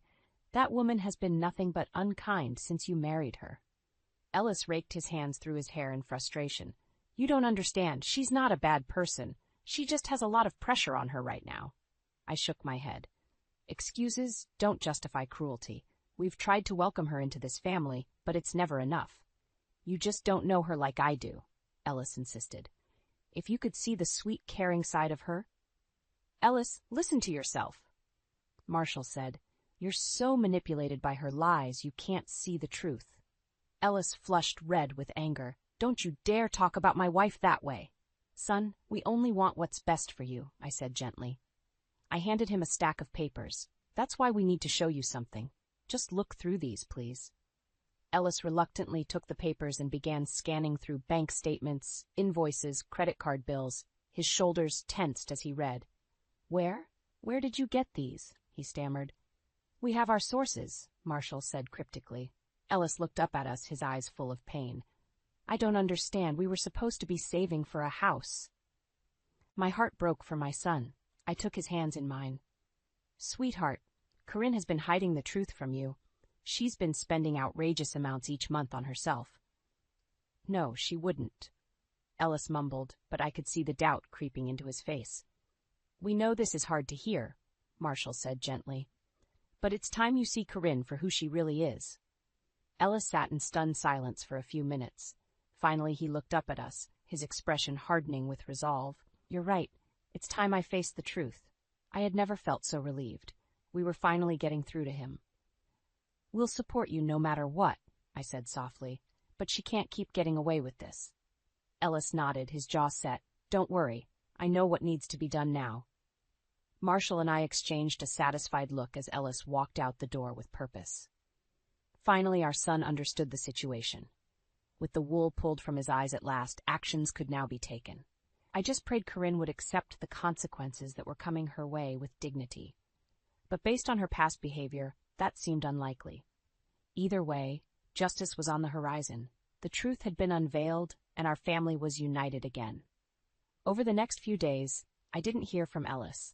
I could only imagine the emotional turmoil he was in, confronting the truth about Corinne's lies and manipulation. Late one evening, my phone finally rang. It was Ellis, sounding weary but resolute. "It's over, Mom. I told Corinne I want a divorce," he said quietly. My heart swelled with pride. I knew how difficult this must have been for him. "You're doing the right thing, sweetheart. How did she take it?" Ellis sighed. "As expected. Lots of tears, pleas for another chance. But I stood firm. I know this toxic relationship needs to end." "Good for you," I said firmly. "Your father and I are so proud. Let us know if you need anything during this transition." Over the next few weeks, life rapidly changed. Corinne fought the divorce bitterly, trying to squeeze as much as possible from Ellis in the settlement. "That conniving woman," I fumed to Marshall. "Hasn't she taken enough already?" But Ellis held strong, refusing to be manipulated any longer. In the end, Corinne ended up with a modest settlement, nothing compared to the lavish lifestyle she was accustomed to. When the divorce was finalized, Ellis arrived at our doorstep with boxes of his belongings, looking lighter than I had seen him in years. I hugged him tightly. "Welcome home, sweetheart." Marshall clapped him on the back. "Proud of you, son. You're well rid of that leech." Ellis gave a small smile. "It hasn't been easy, but I know this is for the best." As Ellis settled back into his childhood room, we finally had our sweet son back. He and Marshall spent evenings chatting in the living room, laughing over memories from Ellis's childhood. Meanwhile, karma had come for Corinne. With limited alimony and half their debts, she was forced to downsize significantly. "Did you hear?" Marshall said to me one morning. "Corinne had to sell that fancy car of hers just to make ends meet last month." I shook my head. "Seems poetic justice has been served." The greatest reward was seeing Ellis flourish as the months passed. The light returned to his eyes. He regained the strength and confidence that Corinne had steadily drained from him. 6 months later, he was ready to start dating again. We were thrilled when he met a kind, down-to-earth woman at work. It gave me hope that true partnership was still possible for him. Ellis deserved every happiness after the nightmare he endured. Though the wounds still lingered, Marshall and I were proud to see our son healing and embracing life once more. Over a year had passed since Ellis left Corinne, and he continued to thrive. He was excelling in his career again and had found companionship with a new girlfriend, Amy. Marshall and I adored her kind and easygoing nature, the perfect complement to Ellis. One Saturday, Marshall manned the grill while Ellis and I set the patio table. Amy arrived bearing a blueberry pie for dessert. "Oh, how lovely! Let me take that to the kitchen," I said warmly.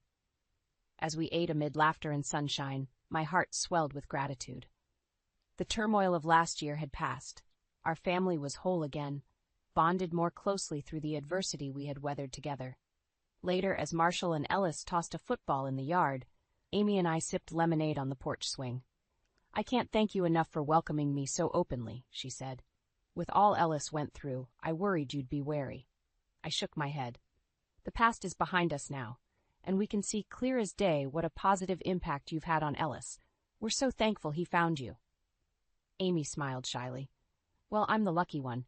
Ellis is an amazing man, so resilient. You raised him well." "He learned it from his father," I said, watching Marshall clap Ellis proudly on the back. "But the real credit goes to Ellis. Rebuilding your life after so much toxicity takes incredible courage." That evening, after Amy left, our family lingered on the porch watching the sunset. Ellis turned to us after a peaceful silence. "Thank you both for everything this past year," he said. "I don't know if I could have gotten through it without your love and support." Marshall hugged him gruffly. "You've always had our support, son. I'm just glad you're finally rid of that evil woman." I squeezed Ellis's hand. "We'll always be right here for you. I'm so proud of the man you've become." He hugged us tightly. In that moment, with fireflies twinkling around us, our family felt whole and at peace again. The worst was behind us. A few months later, the doorbell rang unexpectedly one Saturday afternoon. I opened it to find Corinne standing on the porch, dressed in a simple pantsuit. She looked much older, her blonde hair faded, makeup-free face weary. "Oh, hello, Lorraine," she said awkwardly. "I was hoping I might see Ellis." I stiffened slightly. I don't think that's a good idea. Ellis is in a good place now. He doesn't need you disrupting his life again. Corinne looked down. Of course, you're right. I just wanted to apologize for how things ended. I've been going through a lot of counseling this past year, trying to better myself, but I understand. She turned to leave. Seeing this formerly vibrant woman so subdued now, a flicker of pity stirred in me. Perhaps even Corinne was capable of change. Wait, I said. She turned back, surprised. Would you like some tea? A ghost of Corinne's old smile flashed across her face. I'd like that. Thank you. As we sat talking quietly, I felt a sense of hope. For all of us, life goes on. Roads diverge, but new paths emerge if you have the courage to seek them. With resilience and compassion, even the most broken bonds can be rebuilt, stronger than before. I never imagined a simple phone call could shatter my evening.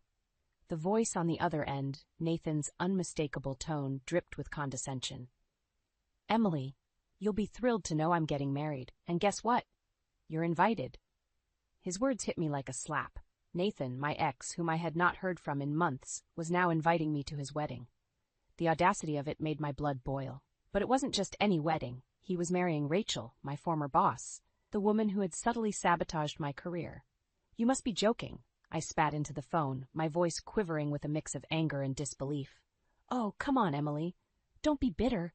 It's a celebration. You should see how happy we are together, Nathan taunted. There was a smugness in his voice that I had come to despise. The memories of our relationship flooded back. Nathan, who once whispered sweet nothings, had turned into a man who derived pleasure from my pain. I remembered the nights I had spent crying over his harsh words, the days I walked on eggshells trying to please him. And Rachel, the boss, who always found fault in my work, no matter how hard I tried. The duo had made my life miserable. You know what, Nathan? I'll be there, I said, my voice now steady with resolve. I could almost hear the smirk in his voice widen. Great. It'll be nice to have you there to witness my happiness. After all, you always said you wanted the best for me, he sneered before hanging up. I stood there, phone still in hand, feeling a storm brewing inside me. The hurt and humiliation I had suffered at their hands wouldn't be forgotten. They expected me to show up, tail between my legs, defeated. But I had other plans. My mind raced through the possibilities. This wedding could be my chance, not to make amends, but to serve them a slice of the bitterness they had fed me. They wanted me to be a silent witness to their joy, a reminder of their victory over me. But I would not give them that satisfaction. I dialed Lisa, my high school friend and the only person who knew the entire sordid saga. Lisa, I need your help, I said as soon as she picked up. Emily, what's wrong? Concern laced her voice. Nathan and Rachel are getting married, and they've invited me to their wedding. I'm planning to go, but not for the reasons they think, I explained. There was a pause, and then Lisa's voice, firm and supportive. Count me in. What do you need? As I lay out my plan, a sense of empowerment filled me. Nathan and Rachel thought they had seen the last of me, but they were gravely mistaken. The wedding would not be their celebration, it would be their reckoning, and I, Emily, would be the architect of their downfall. The night after Nathan's call, sleep eluded me. Memories, like uninvited ghosts, swarmed my mind. It was during one of these restless hours that I found myself revisiting the beginning. The days when Nathan was more than just a voice on the phone. We met at a local coffee shop, a chance encounter that blossomed into something more. Nathan was charming, his smile disarming. I was drawn to him like a moth to a flame. He was attentive, making me feel like I was the only person in the room. But time unveiled the truth. His charm faded, revealing a manipulative man beneath. He criticized my appearance, my job, even my dreams. You really think you can make it as a writer, Emily?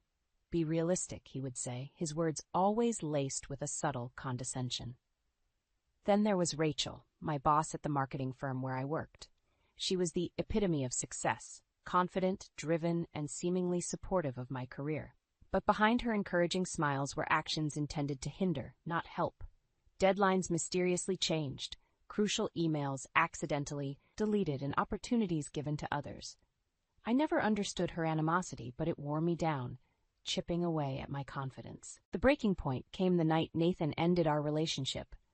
We were at his apartment, the same place where he had first said he loved me. "Emily, we need to talk," he had begun, his voice devoid of warmth. "I don't see a future with you," he declared bluntly. "Frankly, you're just not enough for me." The words stung, leaving me breathless. I remember fumbling for words, trying to understand. But he just stood there, cold and unmoved. "You should move on, Emily. We both know you can do better than this. Than us." It felt like a cruel joke. The man who had once promised me forever was now discarding me as if I were nothing. The pain was palpable, a physical ache in my chest. The days that followed were a blur. I threw myself into work, trying to forget, to move on, but fate, it seemed, had other plans. One morning, I overheard a conversation between Rachel and another colleague.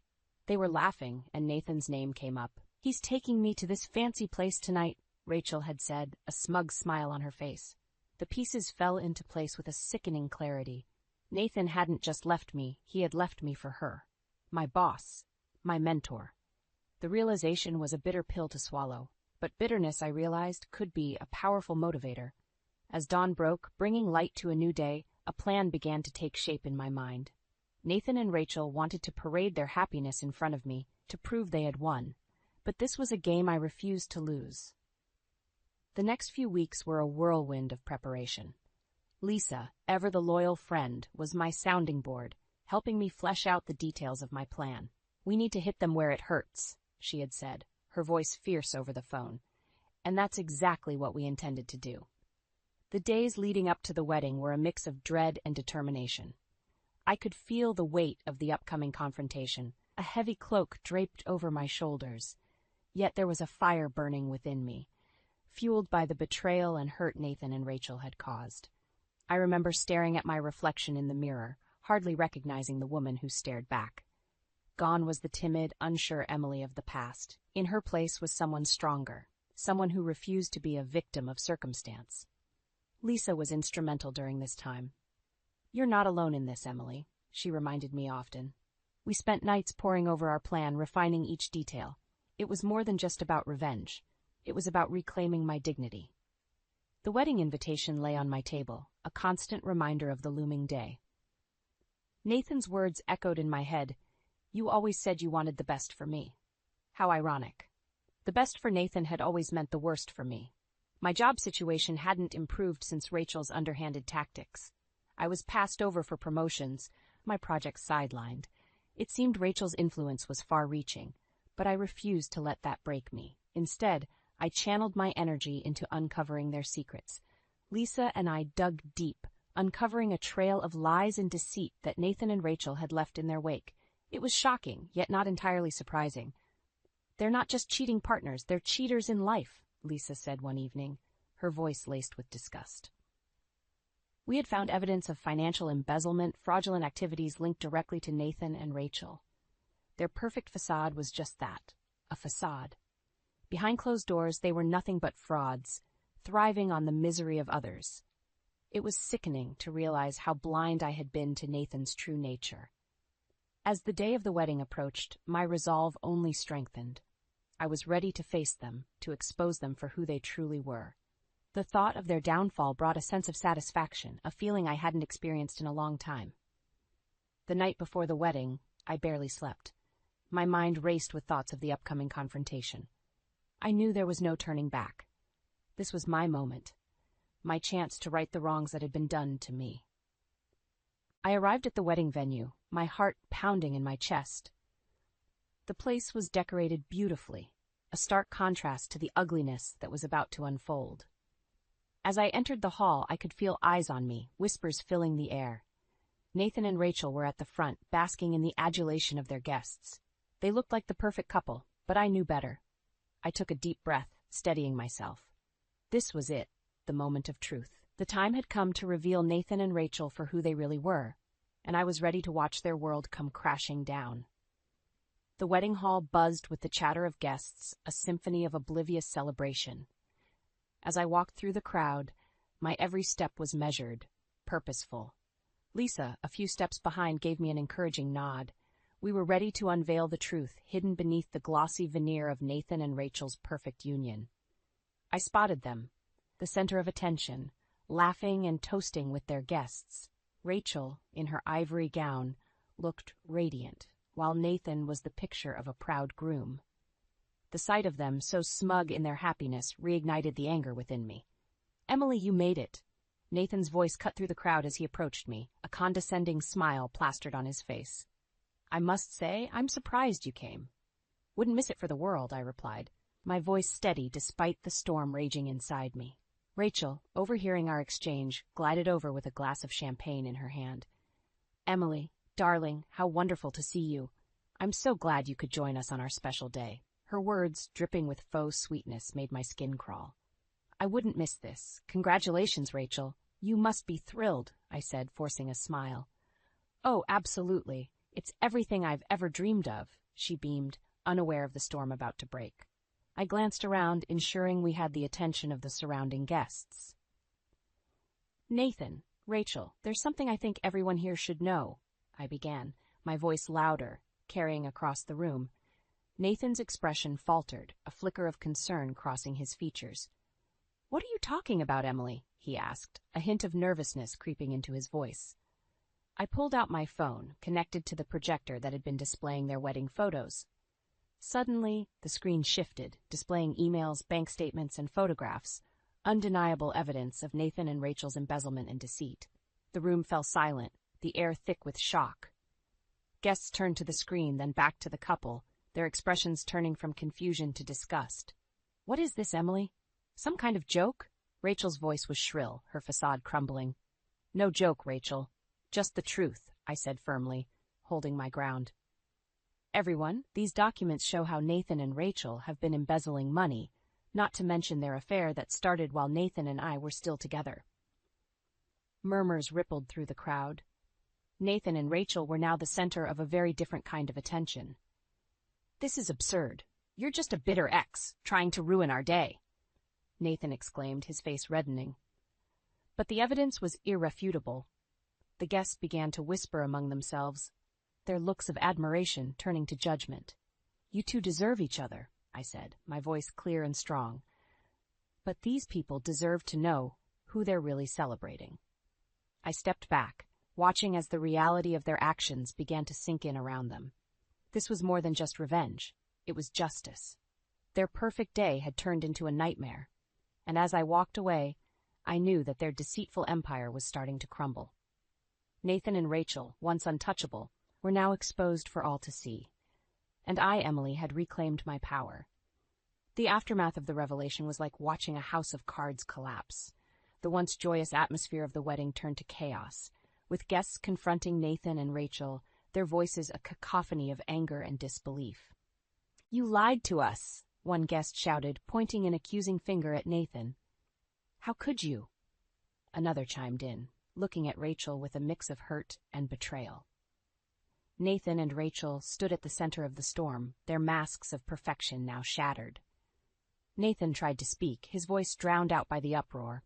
Rachel, her composure slipping, looked around frantically, as if seeking an escape from the nightmare unfolding around her. I watched from a distance, a sense of surreal satisfaction washing over me. The pain and humiliation they had caused me were now being returned tenfold. Their reputations, their relationships, everything they had built on lies, was now crumbling before their eyes. Lisa approached me, her expression a mix of shock and awe. "You did it, Emily. They got what they deserved." "Yes, they did," I replied, my gaze still fixed on the disgraced couple. As the reality of their actions settled in, the crowd's anger turned to disgust. One by one, guests began to leave, their parting glances at Nathan and Rachel filled with scorn. "You ruined everything," Rachel screamed at me, her voice laced with venom. "This was supposed to be my day." "Your day? Based on lies and deceit?" I retorted, my voice calm yet piercing. "You and Nathan did this to yourselves." Nathan, now silent, looked defeated. The man who once held himself with such arrogance was now reduced to a shell, his facade of charm and confidence stripped away. The venue, once filled with celebration, was now a scene of devastation. Nathan and Rachel stood alone, abandoned by their guests, their sham of a marriage exposed for all to see. As I left the venue, I felt a weight off my shoulders. The ghosts of the past which had haunted me for so long were now laid to rest. I had stood up to my oppressors, exposed their true nature, and in doing so, had freed myself from their hold over me. The drive home was quiet, reflective. Lisa broke the silence. "What now, Emily?" "Now I move on," I said, a sense of peace in my voice. "I've closed this chapter of my life. It's time to start a new one." The night sky was clear, the stars shining brightly. It felt like a sign, a promise of a new beginning. Nathan and Rachel's downfall was not just an act of revenge, it was a step towards my healing. And as I looked up at the night sky, I knew that better days were ahead. Nathan and Rachel were now just a part of my past, a lesson learned in the journey of life. And I, Emily, was ready to embrace whatever came next. In the weeks following the wedding fiasco, the fallout from Nathan and Rachel's public humiliation was swift and merciless. The news of their deceit and embezzlement spread like wildfire, tarnishing their reputations beyond repair. Both of them faced legal repercussions, and their professional lives crumbled. Watching from the sidelines, I felt a sense of closure. Their comeuppance, long overdue, had finally arrived. One evening, Lisa and I sat in my living room, the events of the past month a frequent topic of our conversations. "You know, Emily, I never thought I'd say this, but I think you got your revenge and then some," Lisa said, sipping her coffee. "It wasn't just about revenge, Lisa," I replied, gazing out the window. "It was about standing up for myself. For too long, I let them control my life, my emotions. Not anymore." Lisa nodded, understanding in her eyes. "So, what's next for you?" I smiled, a sense of hope filling me. "I've started writing again. It's been a long time since I felt this inspired, and I've been applying for new jobs. It's time for a fresh start." Lisa's smile mirrored my own. "That's the spirit. You know, I've always believed in you, Emily. You're stronger than you think." Yet the conversation drifted to lighter topics, but my mind was already miles ahead, planning my future. The incident with Nathan and Rachel had been a harsh lesson, but it had also reignited a fire within me. I was no longer the person who could be easily broken by the words and actions of others. A few days later, I received an unexpected call. It was from a publishing house where I had submitted a manuscript months ago. "Miss Emily, we loved your submission. We'd like to discuss publishing your book," the voice on the other end said. My heart leapt. After years of self-doubt and setbacks, my dream was finally becoming a reality. It felt like a sign, a confirmation that I was on the right path. Life, once a tumultuous sea, had now calmed. Nathan and Rachel had become distant memories, their impact on my life diminishing with each passing day. In their downfall, I had found my strength, my voice. As I sat down to write, words flowed from me like a river. My experiences, though painful, had given me a wealth of inspiration. I wrote not out of spite, but out of a newfound understanding of myself and the world around me. The journey hadn't been easy, but it had led me to this moment, a moment of peace, of self-realization. Nathan and Rachel's betrayal had been a catalyst for change, pushing me to stand up for myself and pursue my dreams. And as I looked toward the future, I knew that whatever challenges lay ahead, I was ready to face them head-on. For I was Emily, a survivor, a dreamer, a writer reborn from the ashes of my past. The fluorescent lights of the courthouse flickered above me, casting a sterile glow on the marble floors. My hands were clammy, gripping the stack of documents I'd come to file. That's when I heard the voice that had haunted my nightmares, a voice dripping with disdain. "Isn't that Meredith? Still playing the role of the struggling single mom, I see." Derek's words cut through the air, his smirk visible even from a distance. Clara, his new wife, stood beside him, her makeup perfect, her laugh a tinkling bell that grated on my nerves. "Oh, Derek, you're too kind. Struggling? She looks downright pitiful." Their laughter echoed off the walls, a sound so familiar yet so foreign now. I turned to face them, my heart pounding, but my voice steady. "Struggling? Hardly. I've moved past that thanks to the divorce." Derek's smirk faltered, but Clara stepped in, her voice sharp. "Please, with what? Your little cooking hobby? Don't make me laugh." "It's sad, really." I smiled, the kind of smile that didn't reach my eyes. "That little hobby of mine? It earns me $70,000, monthly." The silence that followed was delicious. Derek's face went through several shades of red, while Clara's mouth snapped shut, her composure slipping for the first time. "What?" Derek managed to choke out, his arrogance deflating like a pierced balloon. "You heard me. $70,000. Every month. Seems living well is the best revenge. After all," I said, my voice laced with a satisfaction I couldn't hide. Derek recovered first, his laughter forced. Meredith, always the dreamer. Come on, Clara, let's leave the poor woman to her fantasies. But Clara didn't move, her eyes locked on mine, searching for the lie she hoped to find. Instead, I handed her my business card, the title Founder and CEO printed boldly next to my name. In case you want to book a class, though I doubt you can cook, I quipped. A jab I knew would hit home. They turned away, their departure less triumphant, and more a retreat. I watched them go, a sense of victory washing over me. It wasn't just about the money or the success. It was about proving to myself that I could rise above Derek's belittlement, above the years of being made to feel inadequate. As they disappeared into the crowd, I took a deep breath, ready to face the day's challenges. The confrontation had been unexpected, but it reinforced a truth I'd come to live by. I was no longer the woman Derek had left behind.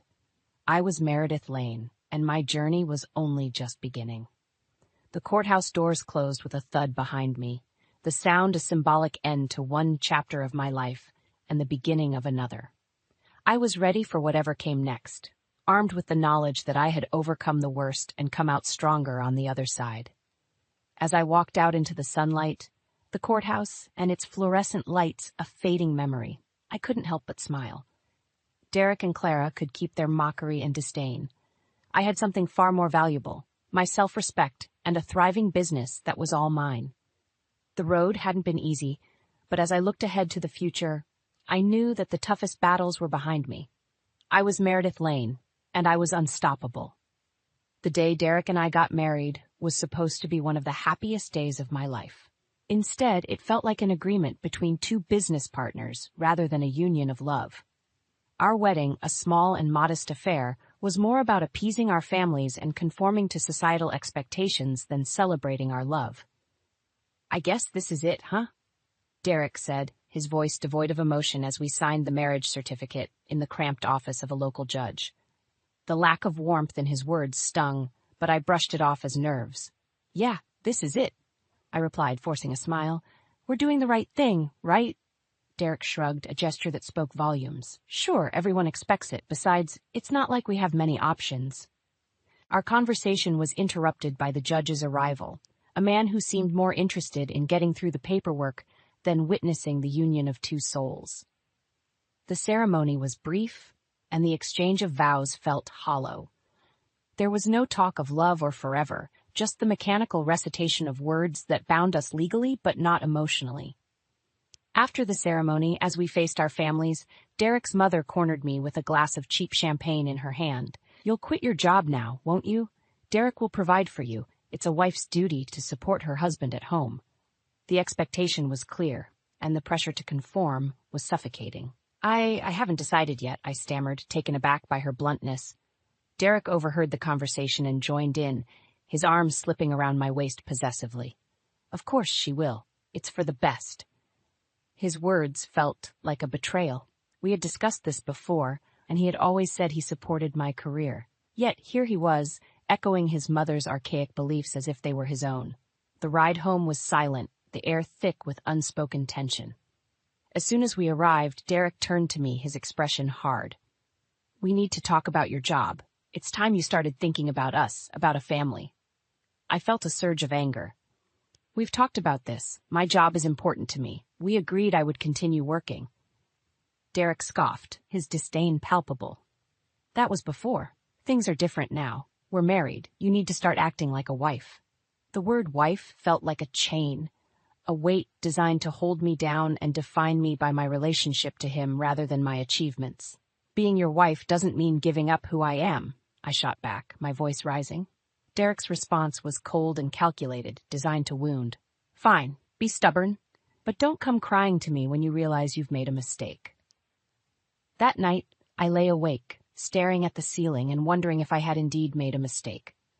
The man lying next to me felt like a stranger, his expectations and demands a cage I had willingly walked into. The realization was bitter, a pill too large to swallow. I had married a man who saw me not as an equal partner but as an accessory to his life, someone to mold and shape into his idea of a perfect wife. The irony was not lost on me. In my attempt to fulfill my perceived duties, I had lost sight of my own identity. It was a harsh lesson, one that marked the beginning of a long and arduous journey.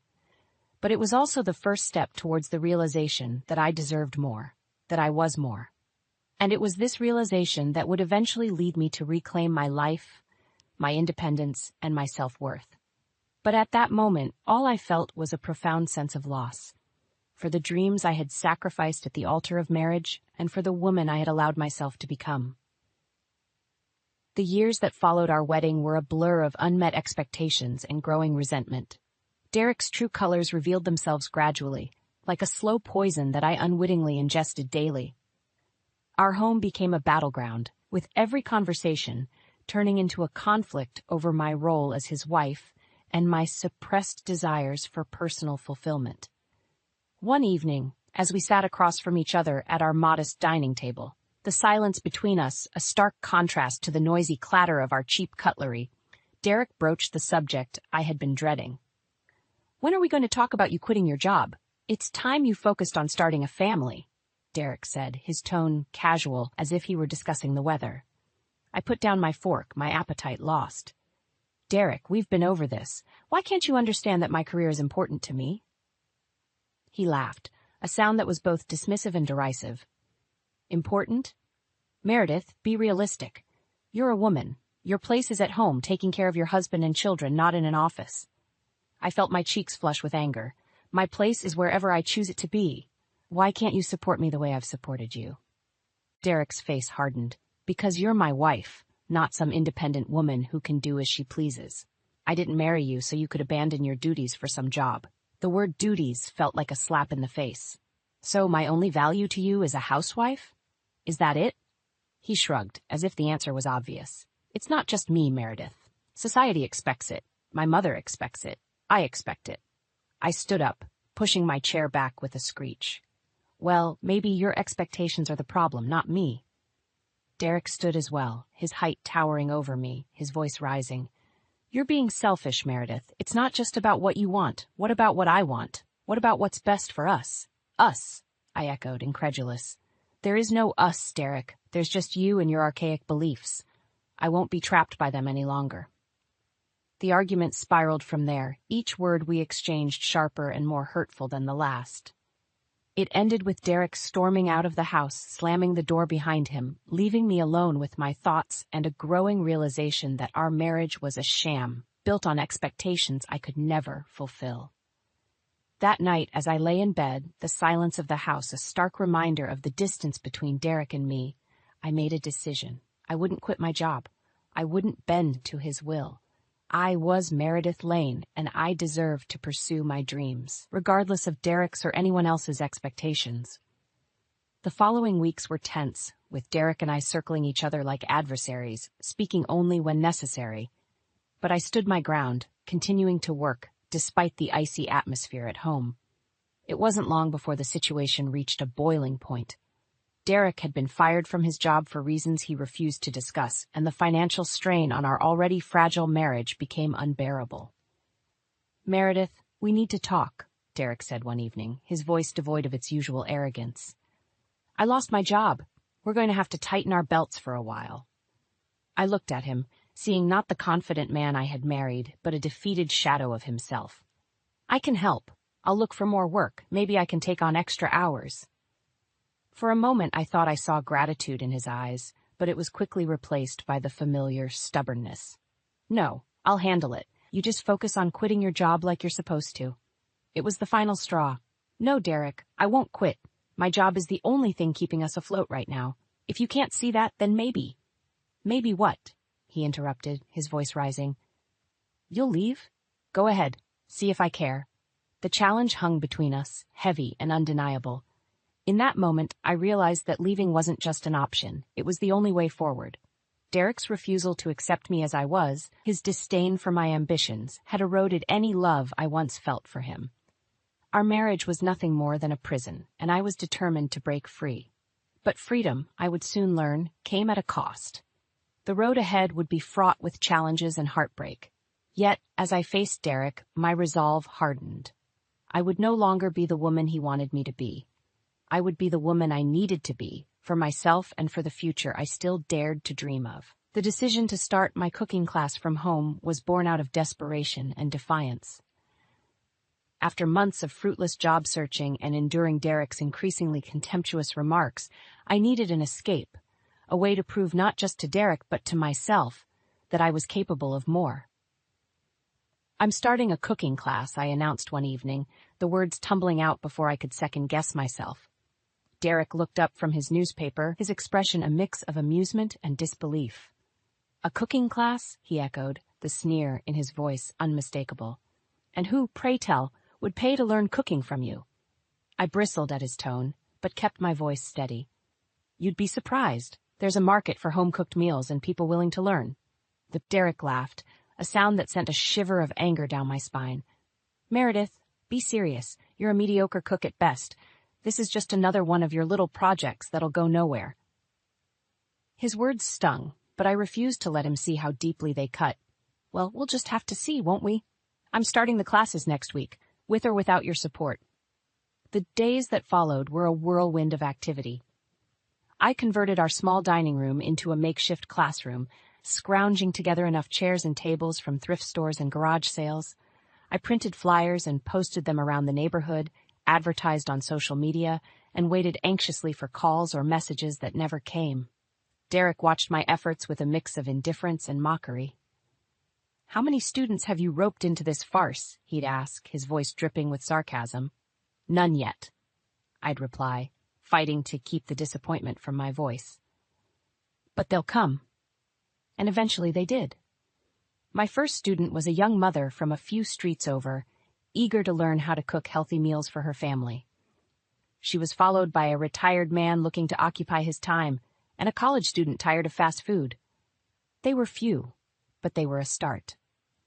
The classes were a success. My students were engaged, asking questions, laughing at their mistakes, and reveling in their successes. For a few hours each week, our home was filled with the warmth and joy of shared endeavor, a stark contrast to the coldness that had settled between Derek and me. Yet Derek remained unimpressed. "A few hobbyists don't make a business, Meredith. When are you going to give up this charade and admit I was right?" I wiped my hands on my apron, facing him with a calm I didn't feel. "This charade, as you call it, is the best thing I've done in years. I'm not giving up on it, Derek. Not now. Not ever." His response was a derisive snort. "We'll see how long that lasts when you're still scraping by, trying to make ends meet. This cooking class of yours is nothing but a pipe dream." But it wasn't a pipe dream. With each class, I grew more confident, more skilled. Word of mouth began to spread, and slowly my schedule filled with students. I started a blog to share recipes and cooking tips, which attracted even more attention. Derek watched my growing success with a mixture of resentment and disbelief. The more the classes thrived, the more our marriage withered. We were two strangers living under the same roof, connected only by our shared disdain and the remnants of a relationship long dead. It was during one of my classes, laughter and the scent of fresh herbs filling the air, that I realized I had outgrown the life I had with Derek. My cooking class, once a desperate attempt to assert my independence, had become my lifeline, a way to rediscover my passion, my confidence, and my self-worth. As I watched my students savor the dishes they had created, I knew that no matter what Derek said or did, he could no longer hurt me. I had found something that was mine alone, something he could never take away. The realization was liberating, a release from the years of oppression and self-doubt. Derek could keep his scorn and his insults. I had my cooking class, my students, and a future filled with possibilities, and as I looked ahead to that future, I knew that the best revenge wasn't proving Derek wrong, it was proving to myself that I was right. I was Meredith Lane, and I was finally, truly free. The unraveling of my marriage to Derek reached its climax on a day that started like any other. The tension in our home had become the norm, a silent war waged with cold glances and minimal words. Yet beneath the surface a storm was brewing, a storm that would wash away the last remnants of our union. It was Lily, our sweet and observant daughter, who unwittingly lit the fuse. "Mom, I saw Dad in the park today," she said innocently as she set her school bag down. "He was with someone." Her words stopped me in my tracks, a pot of pasta forgotten on the stove. "With someone?" I echoed, my heart starting to race. Lily nodded, her brow furrowed in confusion. Yeah, a woman. They looked really close. Is Dad working on a new project or something? 1,000 thoughts raced through my mind, each more unsettling than the last. Derek's late nights, his guarded behavior with his phone, the gradual distancing, it all clicked into place, forming a picture I had refused to see. No, Lily, not a project, I said softly, the weight of realization pressing down on me. That evening, I confronted Derek, armed with the innocence of Lily's observation and the strength of my newfound resolve. Who is she, Derek? I demanded, the evidence of his betrayal heavy in my heart. Derek's reaction was a cocktail of emotions, surprise, guilt, and then anger. What are you talking about, Meredith? He spat, his composure slipping. The woman you've been seeing. Our daughter saw you, I pressed, my voice steady despite the turmoil inside. For a moment, Derek wavered, the facade of the devoted husband crumbling before my eyes. Then defiance replaced guilt. So what if I have? It's not like you've been a wife to me in any real sense. His words were a slap, his betrayal a wound that cut deep. A wife to you? Is that what you call someone you demean and belittle at every turn? I retorted, my own anger rising.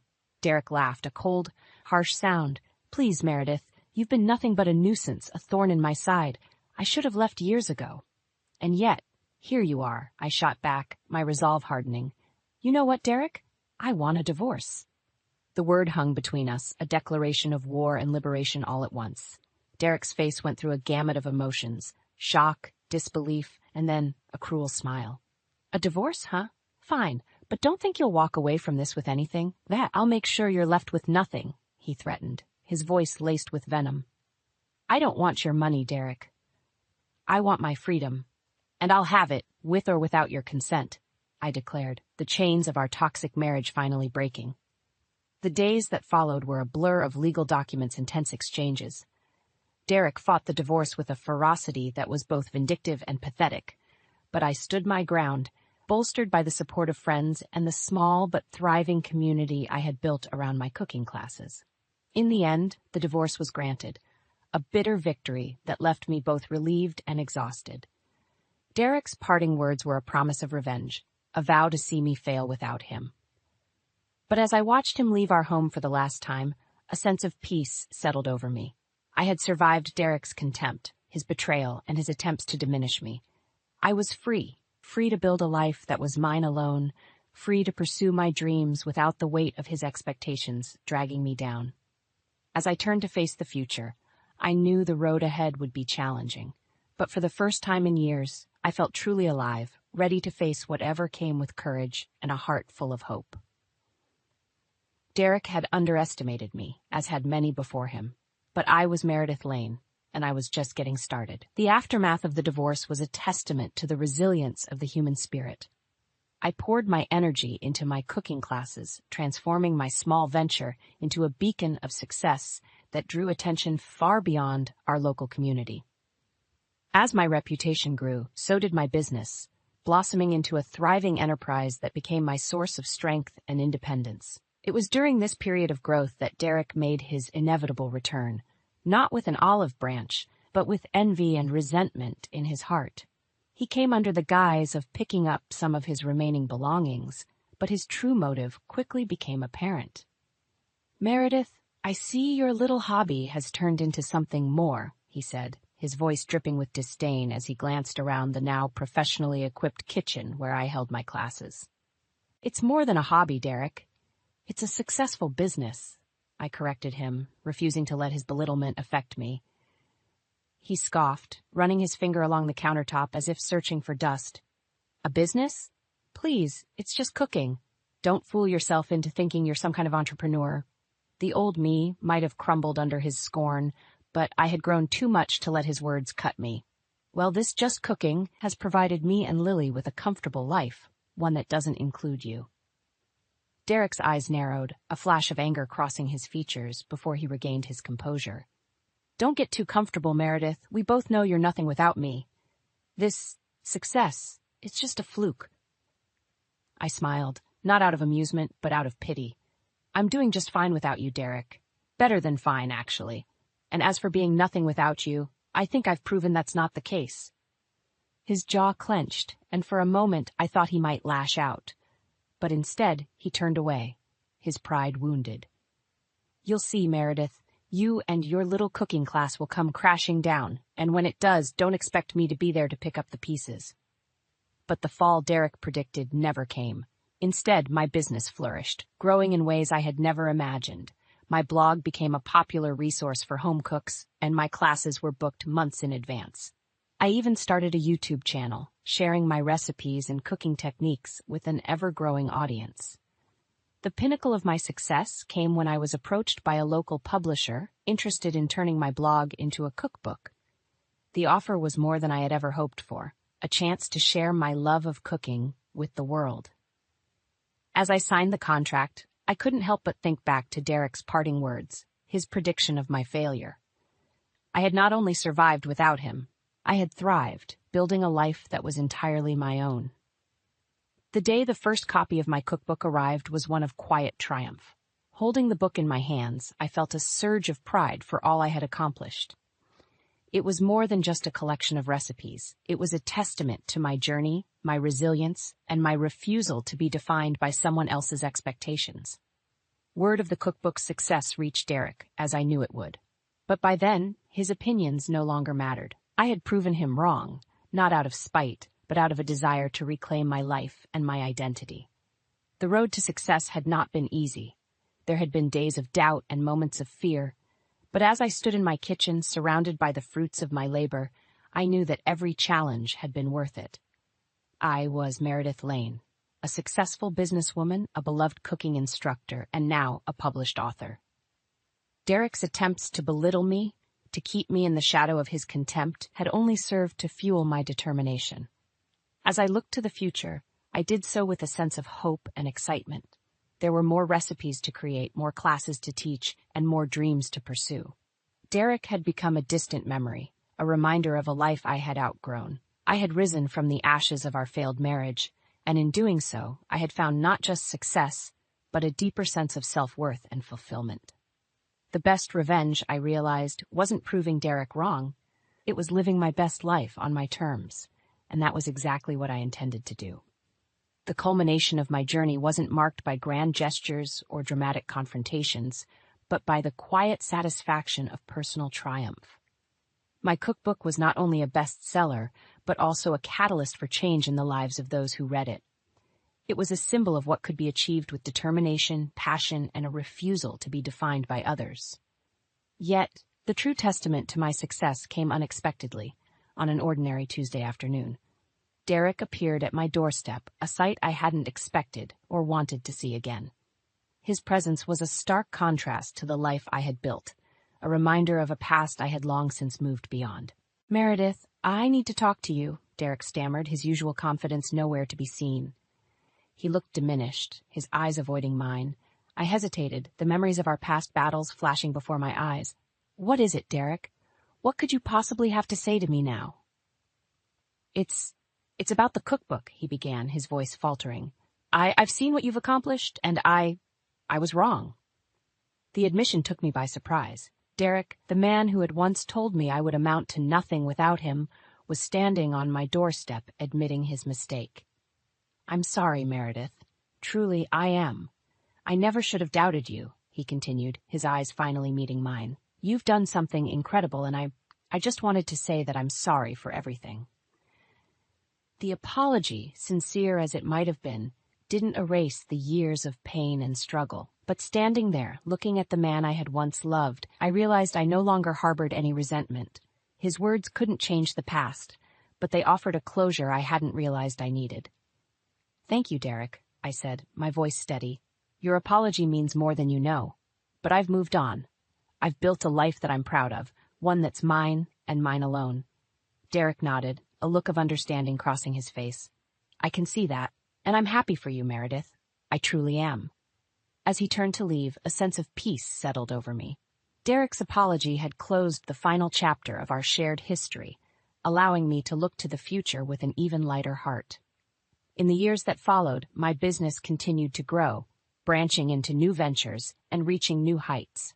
My story, once marked by struggle and defiance, had become one of inspiration, a reminder that it's never too late to change the course of your life. Lily, now a young woman with dreams of her own, looked to me not just as her mother, but as a role model. "Mom, you're amazing," she'd say, her eyes bright with admiration. "You've shown me that anything is possible if you believe in yourself."